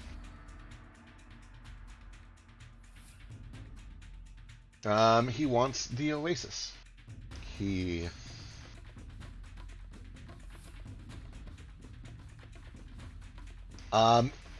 watch as he is actually going... what is his movement? He's got lots of movement, right? Oh yeah, he does. Hell yeah, I love this dude. He's got some weird shit going on. He begins to run, and as he does, you start to hear little bursts of air come out from the sabatons on his weird bladed armor. And he begins to pick up like an accelerating pace faster and faster. He triggers an opportunity attack from Vasu. Takes 11 points of slashing damage and stops in place. Fucking Sentinel, I swear to God. Thankfully, he has reach. So he is then gonna turn this on Vasu instead. And actually, he got his 10 feet of wind up, so he gets that. Pew! 13 is a huge fucking miss. Natural 2. Look at that damage, though. Yeah, that would have sucked. That would have sucked, and he's got more coming. Here comes. He doesn't he punches, and as he punches, a bunch of blades extend from around his wrist. When that one misses, he brings his offhand around, and sure enough, it also extends with some blades. 23.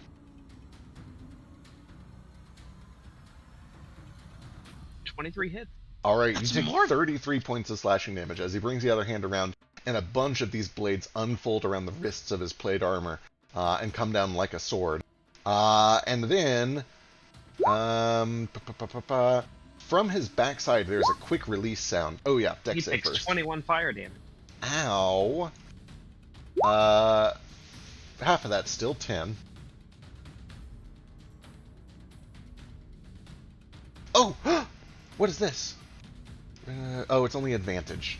Damn it. Damn it. Okay. From behind the back suit of his armor, or the back of the suit of his armor, you hear a bunch of clicking noises, and then a bunch of spinning, whirling blades are shot out from where like his shoulder blades would be, and then they spin around like tiny boomerangs towards you. 18, I believe, misses. Yep. And then finally, he can't do that because his movement has been reduced. You see that he activates a bunch of weird thrusters around his ankles, but you've just got him pinned in place with your spear, and he is not able to go anywhere with it. So that's his turn.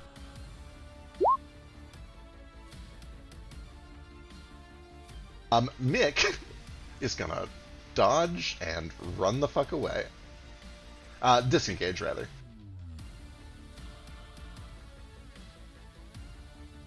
Where's Mick? He was right here originally. I can't see him around through this doorway, can I? He would have half cover, but yeah. 17 does hit for 10 points of slashing. As he starts to turn and run, you just kind of catch him. How lethal are you being? I sweep his leg. I'm not trying to kill, I'm just trying to trip. Alright, you sweep his leg, there is a gout of blood, he falls flat on his face, and just kind of goes still, and you can see that he's still, like, groaning in pain, but he is out of the fight.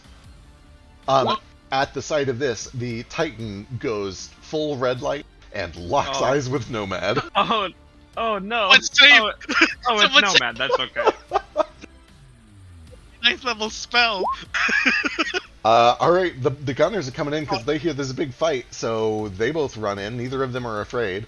I didn't mean to kill that old man, I promise. They both Fire. come around the corner, and they're going to pop a few shots off at, you know, Norda's the closest. They'll just go for the closest. Because they want to have some room to breathe. This is all on Nordo. Oh, they have advantage. I should. Okay, that's fine. None of that. None of that. They do have that. They do have that. Here we go.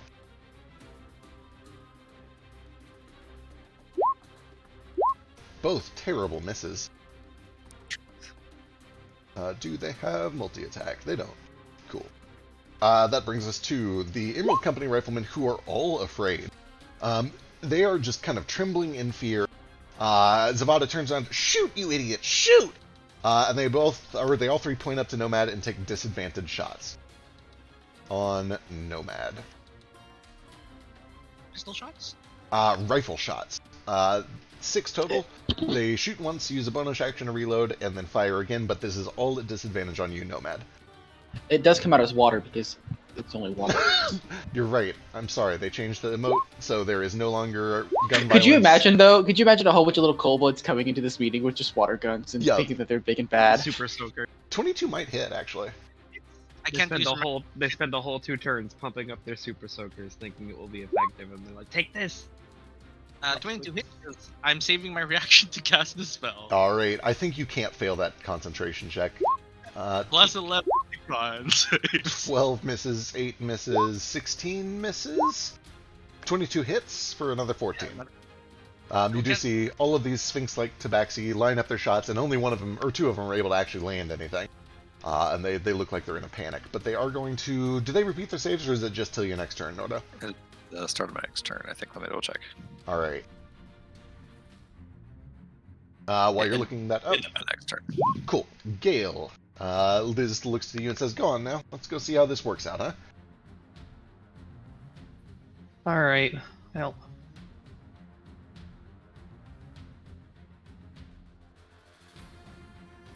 I think they've kind of got it handled. Do you want to duck out now? Use it as an escape? Run away? No, I got... There's a lot of planning that still needs to be done. Understood. But you know what? I'm gonna... Kind of curious if this works. Can I... Gotta just...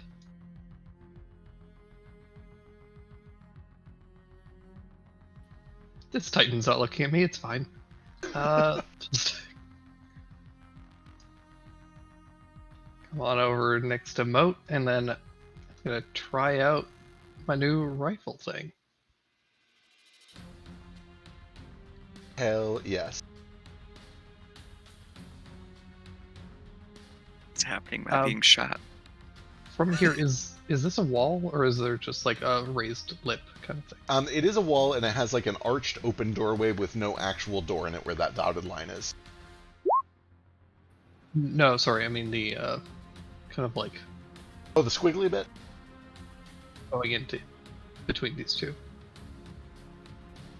Sorry, you cut out for the middle of that. Kind of going between these here, sections. Is this just like a raised platform and it looks into this room, or is there a wall here? Oh, down there. Shit. Yes, so that is, okay, so these stairs go up about 5 feet to a little walkway, and then it goes up another 4 feet into the building. So this part right here is about 9 feet off of the ground. Okay, but I can see through into there. Absolutely. You can see from your current position to here is where your line of sight. Well, actually, from the corner of your vision, it would be like here-ish. Is where And when I was running here, I could see through, right? Yeah, you'd be able to see through. Yep. Okay, that's all I need. I'm gonna test out some new stuff. So I'm gonna load one of my weaker chicken bullets, and I'm gonna fire at this down at this wall and have it ricochet and hit dirt. All right. Give me an attack roll with your in check.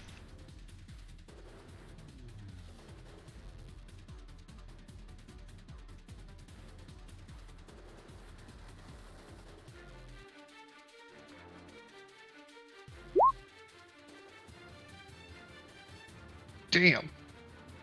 You can still make the attack, it just has disadvantage. Yeah. I That's don't. fine. He's a big target. I was gonna say he's a pretty big target. Oh, you don't give two shits. Yeah, as Gale is running in, he fires this shot.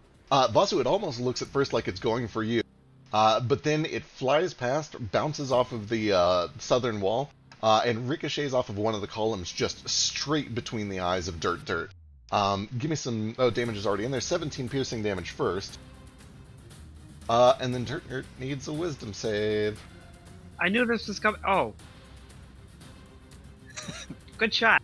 Where's Dirt? Did I not put Dirt on initiative? He's important.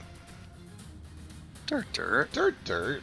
Also, that's a hell of a... Are you sure he shot at Vasu first? I'm like on the opposite side of the map. Like... What? No, you're like in the archway and he's outside to the north of you. Dirt is? No. Well, Gale you're is. between Dirt and me. Yeah. Dirt's all the way over there, isn't he? Yeah, and I'm above you. He just did like a weird bounce You understand shot. how bullets work. Oh, weird. Yeah, I see you over here. Oh. Yeah, I'm currently in this space right here, right next Yeah, to D. Yeah, I see Vasu here, and I see Gale here. Maybe I was it's, just having a hard time imagining that much of a ricochet, but I believe in Gale. Yeah, for what it's worth, it is an incredibly improbable ricochet. It looks like a ridiculous crack shot. But it does land. It does 17 points of damage, and then here's the wisdom save. I think he saves. That son of a bitch, you're an ogre. What the fuck? How does Dirt have that much wisdom? He is not afraid of anything, apparently. Dirt, no scare. Dirt, no scare. I used this explicitly on Dirt because I was like, well, surely there's no way that he's gonna save.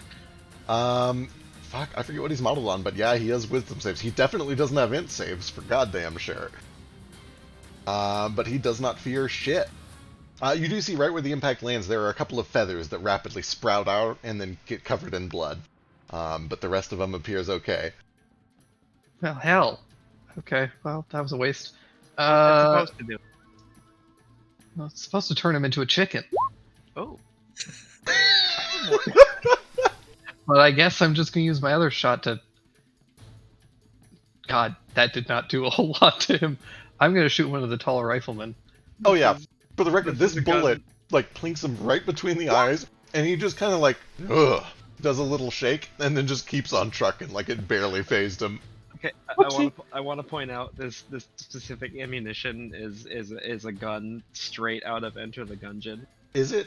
You That's just have a fucking chance awesome. to transform enemies into chickens. Ooh. And then they just die. Who's this on? This is just on the tall rifleman. This... Excellent. Yeah, that is a solid hit for 11 points. He does not look great. He just looks like some tabaxi dude. He does not have Dirt's health. Alright, anything else? No, that's good. I'm good. Alright. Odo's gonna dodge. Alright. Archie Gavin wants to get the fuck out of dodge. He's going to attempt to break the grapple. Hilarious.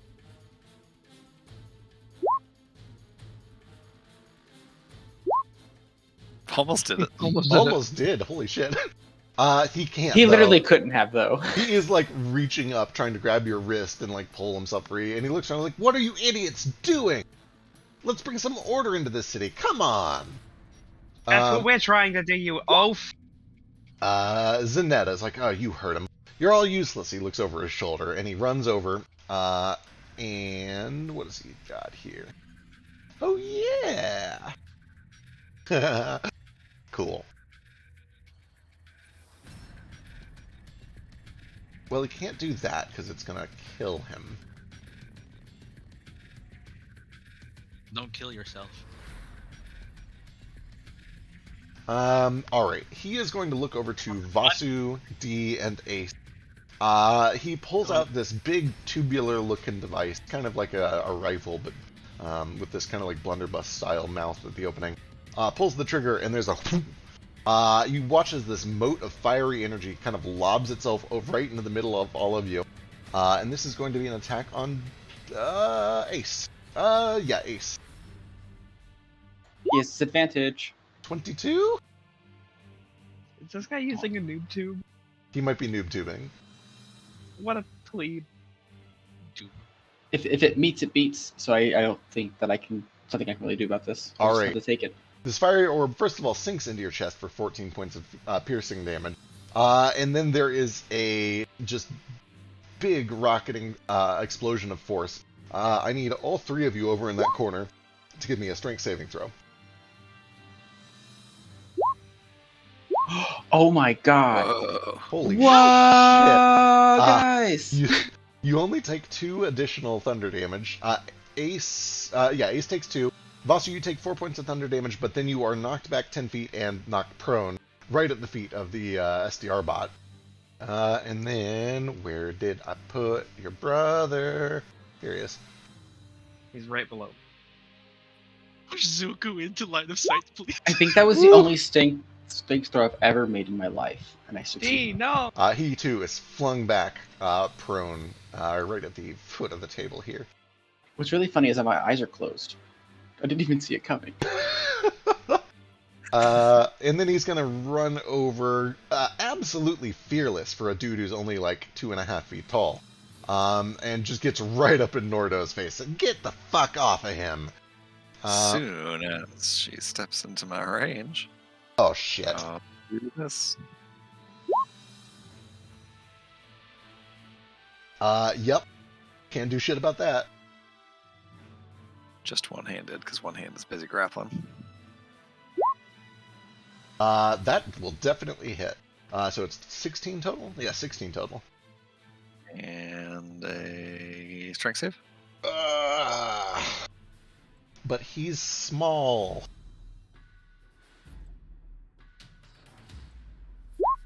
Yeah, And can I interest you in a Constitution saving throw as well? sure. Oh, he's kind of hardy. Yeah, he's kind of hardy. Alright, that one's good. But yeah, as soon as he steps over, you watch as these vines burst up from the ground, wrap around him. You can see they start to like sear and char around the edges, right where it meets contact with the skin. It looks like he's probably kind of hot to the touch. But all the same, they do hold on and keep him restrained. Yeah, meanwhile, Nomad just preparing this big fucking spell. Alright, that brings us to Vasu. Okay. I think the only left I can't see is Zuko, right? Pretty much, yeah. The- Zuko is one of the leaders, though, so, you know, it's up to you if you think that that's important. I'm just waiting for Zuko to come with his side. Alright. Boss spends half his movement getting up. He then flies 5 foot above the centaur, which hopefully allows him to angle a 10-foot reach thing in such a way that it doesn't also hit Moat. Yeah, I would. Cool. Real quick, I think the Titan is going to swing on you. Can we double check? I can try. Reading his personality, what does he care about?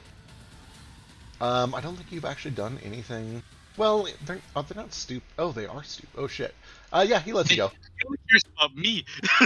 I forgot for a moment that they are intentionally made stupid.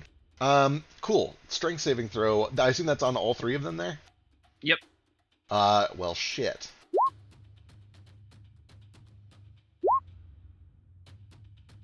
Delicious. Orc saves. Oh, no, Centaur it makes- saves. Zuko fails. Not a very high save. Alright. So Zuko takes all 4 and cannot use reactions. The other 2 just take 2 each. Even with just that damage, it looks like that one orc there is not particularly hardy. Like, he's just an orc. The centaur, though, looks a little bit beefy. Cool. Then in that case, I'm going to use my cloak dash. I don't know how you want to rule that with movement from prone 2, but I'm only trying to dash once with it. At your level, you can basically get anywhere that you want. Yeah, cool. So I'm dashing over here. I'm going to use. I hope I could maneuver a 20-foot dash at least to get. Yeah, you are. Height. Cool. So this attack at Yogg will be an advantage. Actually, wait. What is that? That's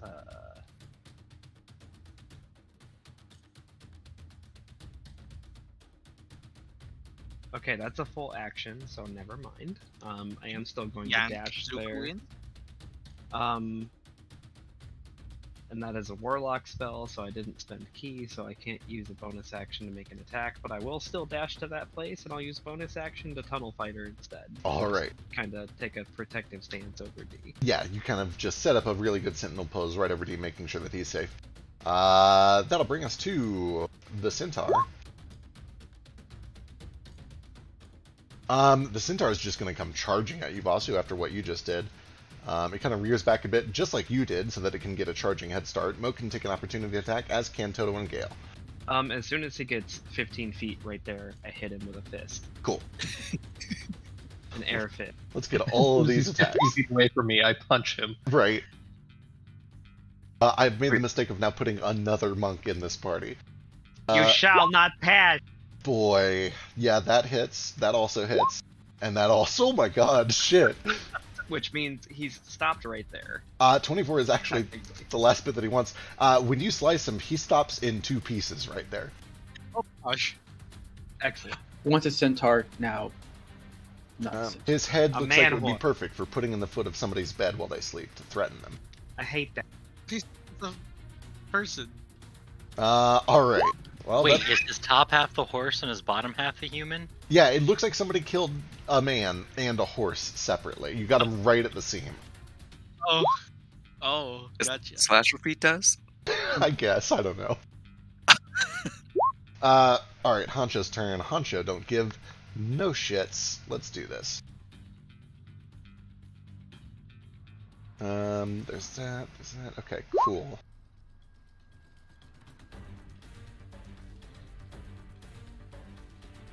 Alright, this 3 Keen steps out, just basically crawling over and stepping over his gunner buddies, pushing dirt out of the way.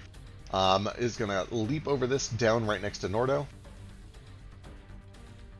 And he pulls out 2 big longswords, one in each of, well, 1 and 2 of his 4 arms.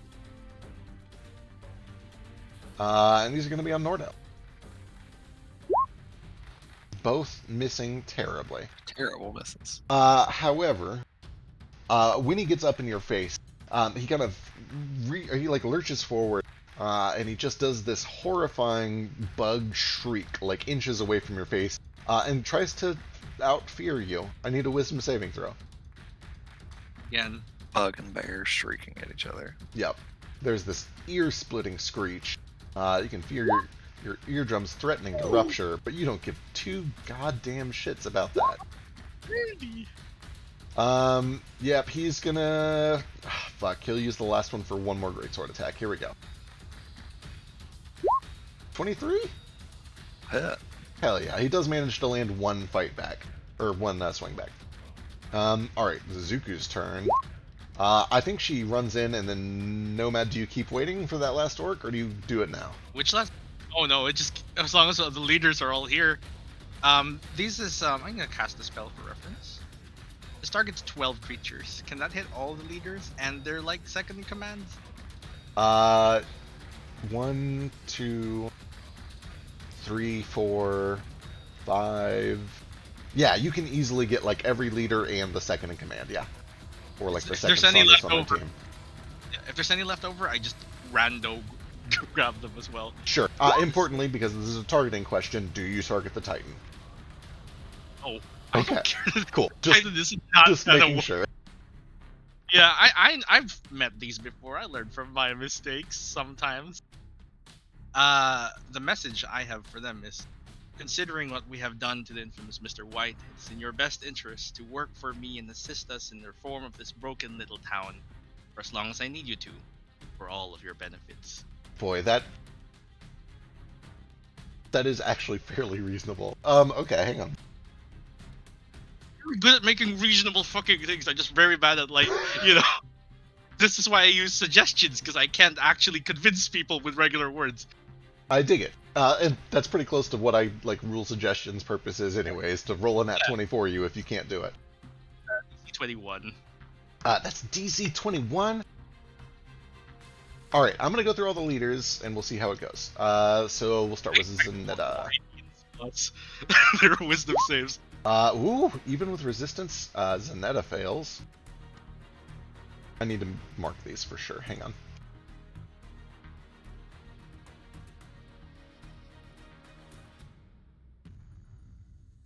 This lasts at 9th level 1 year and 1 day. Jesus Christ. Was that what higher level does? Just increases the fucking duration. Holy shit, it does. It lasts for 1 year and 1 day. That is quite a long time. Imagine having that with Sorcerer and doing extended spell on it. You can only extend it up to 24 hours with Sorcerer. That's Weird. It'd be dumb. 1 year and 2 days. Yeah, 1 year and 2 days with 2 whole sorcery points that you get back in like No, it would 1 day of that whole year. still be up to 1 day. Yeah. You keep Oh. extending it. Bugsy and the boys. Zuko makes sense because that's a plague shaman. I'm actually very, very surprised that Zanetta made it too. He was built to be the anti-mage. Oh, wait, shit, does he? Hang on, let me check and see I if he hope has something. He might. You're He- immune to charm, you're immune to this. He is not immune to charm, but he does have counterspell, and I think he would use it. I think that is reasonable. It's He's too late because I already cast it technically. When and he didn't counterspell then. Because he was out of range, I believe. wait, the range of counterspell is 60 feet, isn't it? Could he see me? I don't actually know where he was. Yeah, he was right on the floor next to you. Okay, then I counterspell him back. Yeah, Oh wait, no, I don't have counterspell. I can't counterspell because I'm using my reaction to do this. That's right. That's right. Focused. Boy. Also, it's counterspell unless Mode can see him. He already used his reaction. Never mind. Oh god, he might counterspell my 9th level spell. He Oh, my- might. My fucking heart. It's still a high DC. Like, It's a high anytime DC. you try to counterspell, you They're guys gonna have make it. stuff. This is the one thing that fucks me over always. So on the bright side, he doesn't actually have a great spellcasting modifier, but He's gonna Here. roll a 20. here we go. All right, the counterspell fails. It still goes off. Let's keep going around the circle. Dirt cannot be charmed. Wait, oh, he can. Shit. Oh shit. Well, he has a He plus just 10 has to it. very, very good wisdom. That's right. He has a plus 10. Oh, so yeah, he makes it for Yeah. some reason. Yeah, no, Dirt does not listen to you. Let's see, the Honcho.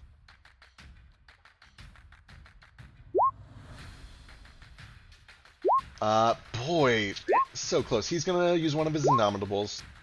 Aw. Hell Oh, he yeah. fails! Oh, right, he doesn't have advantage. Shit. Yeah, still fails. Okay, so that is 1, 2, 3, This is the most successful spell I've ever cast. 6, 7. It sure is. How many more do you get? You get 12 total? Yeah, 12 total, and that's all the leaders and the sub leaders. And if all of those are gone, just randos, not counting Gavin. fucking night. Yeah, I assume you'll probably go for, like, the big powerful ones first. Alright. Gavin makes 8, so we got 4 more. Ogre cannot succeed.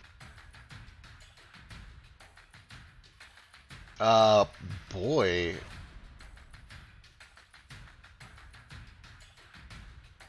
Centaur's already dead.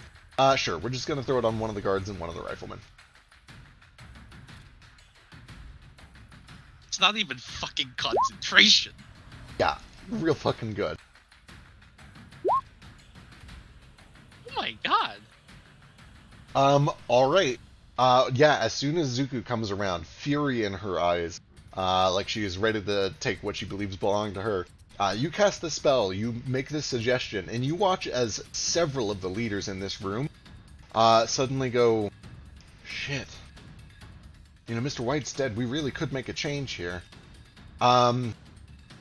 Boy, who made it? It's Dirt Zuko and and Zuko? Dirt. Yeah.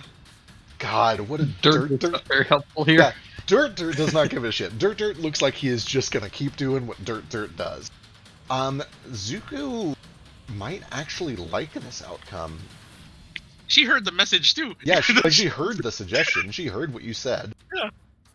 Like, yeah, you get water too, man. Like, Give She me, chose to fail. give me a persuasion check. Shit. I know you're not great at it, but we'll see how it goes. Let's see. I didn't use a bonus action to get it. I'm technically not proficient in it, so let me remove Does it. he get advantage because he's trying to convince her something she already wants to do? It's kind of canceled out by the fact that he's using enchantment magic to get what he wants. That's fair. Like, she has reason to believe that maybe he's, manipulating people. It's above average for me. I removed my my what do you call it? Because that's only 10 minutes persuasion. I think I had it on yesterday. She comes around the corner. You can see that she has just this gleaming, sickly purple energy wrapped around one of her wrists. She's got this withered wooden staff that is just laden with bones and these like sickly red threads dangling from it, clearly ready off to fire a bunch of big attacks. And she sees what you're doing, and she hears your message, and she kind of lowers her staff and puts a hand up to the other orc behind her. She is gonna dodge and wait and see what happens. At this point, things are kind of mostly diffused unless something goes horribly wrong. This isn't even concentration, is it? No, it's not. It's Fuck just me. it's a year and a day, and This they is a just year and a day. Yeah. Okay, so there's still going to be a little bit of combat because Dirt is not convinced, and the SDR Titan wants a piece of you. that's fair. Someone wake me up. Let me get to the bottom of initiative, and then we'll probably pick up next week, and we'll resolve how those last few things go up. The guards are going to hold. They've been given orders. Here's the Titan. Oh, here he comes. All right. Oh no, he's coming. Come here, big boy. What do you got? Nothing. I've already used my reaction. I can't shield. As expected, this Titan just comes straight for you, kind of barreling through with Titan Man speed. He steps on the corpse of this centaur, doesn't give a shit about the squelching noises under his feet. Let's... Oh my god. 22 misses. What? Oh my god. Hell yeah, 22 misses. Sick. Attack Masu. I'm gonna take some licks. Come on, come get me. I've already won. You don't get 2 attacks with your Tunnel Fighter, do you? Don't I get another one as a reaction as he moves out of my range? Yeah, let's pull up the chart. Here we go. The shard. Our handy dandy chart. Let's see. Normal opportunity attacks. Always. So if he leaves your movement, absolutely you'll get an opportunity attack, and that'll be the one that slows him. Actually, I keep forgetting that. So Yogg shouldn't have been stopped there. When once moves forward, it always requires a reaction. Doesn't remove you. Okay, cool. So you've done your middle one already, and if he leaves your range, you'll get an opportunity attack, and that one can stop him. You do see at this point. A bunch of lights were up. It seems like he's powering up, and you can tell that there's a spell being cast. He is trying to cast a spell on himself, although it's kind of happening in a weird artificer sort of way. I can't counterspell. I have no reaction. All right. I imagine just try to keep leaving my space though to go after Nomad. Does a 24 hit? He probably will. So since the spell goes off, you see that he begins to start moving a lot faster. He seems to kind of haste himself up. And begins to accelerate even faster towards you. Eventually, he would have to do a jump leaving Vasu's range, so now you can hit... Oh my god, even faster. Yeah, moving even faster now. However, 24 hits, and it trips him because it is your normal opportunity attack, which means he fumbles and does not go any further. And I don't believe he has the reach to reach you 20 feet up without a jump, so let me see. Nope, he sure doesn't, which means he lands with a crack on the gaming table. Chips and dice and cards go flying everywhere. The table is split straight down the middle by this immensely heavy Titan. And he stops right there after taking 17 points of damage. He still looks furious, and he looks like he wants to get a piece of you. Nomad, not me, right? Both know at this point, but mostly Nomad. Oh wait, actually he can turn around and use his extra attack on you. Oh no. No, please don't. No, he's definitely gonna, and now he has a reason. You know what? Give me a con save. Sure. Is he immune to this? Oh my god, he's not. Oh, right. Yeah, I've already spent the key. Oh, he's stunned. He's stunned? Shit! God damn it. Alright. Clutch! Moat. At this point, it seems like things are tenuously resolved, except Dirt looks really angry and the Titan still looks angry. Yeah. You sit there and you think about what you've done. I'm gonna go over here and bandage up a bit. Yeah. Can someone pick up Mick? That might. Well, real quick, we're getting to the bottom of initiative real quick. Moat's still up. Sorry. Okay, so I will step into the room here. Think I get there with my movement. I'm gonna spend second level spell to cast command on Dirt and the Titan, Okay. Ooh. and I command them to duel. Yes, Because I think it's gonna be funny. Holy shit. the Titan is stunned right now, though. Dirt, fight! Dirt, smash big monster! Why is this the one he failed? Why is that the way? And then, when you try to connect with the Titan to command it, I need you to give me an intelligence saving throw. Oh my gosh! It's a good thing I didn't try. Spoiler alert, it's a mode in save. Oh, it's pretty good actually. That actually is pretty good. Yeah, it saves. You only take half of that damage, and your int score is not reduced by 5. Oh, Praise God. Your int can be reduced by 5. I didn't literally go brain dead in the middle of this fight. That's However, as soon as that magic connects with what would be inside of this thing's mind, there is this immediate, just sharp, jarring psychic pain that chills down the inside of your throat, and Ow. up to the base of your skull. No, man, I think I'm having a thought again. How do you make him stop?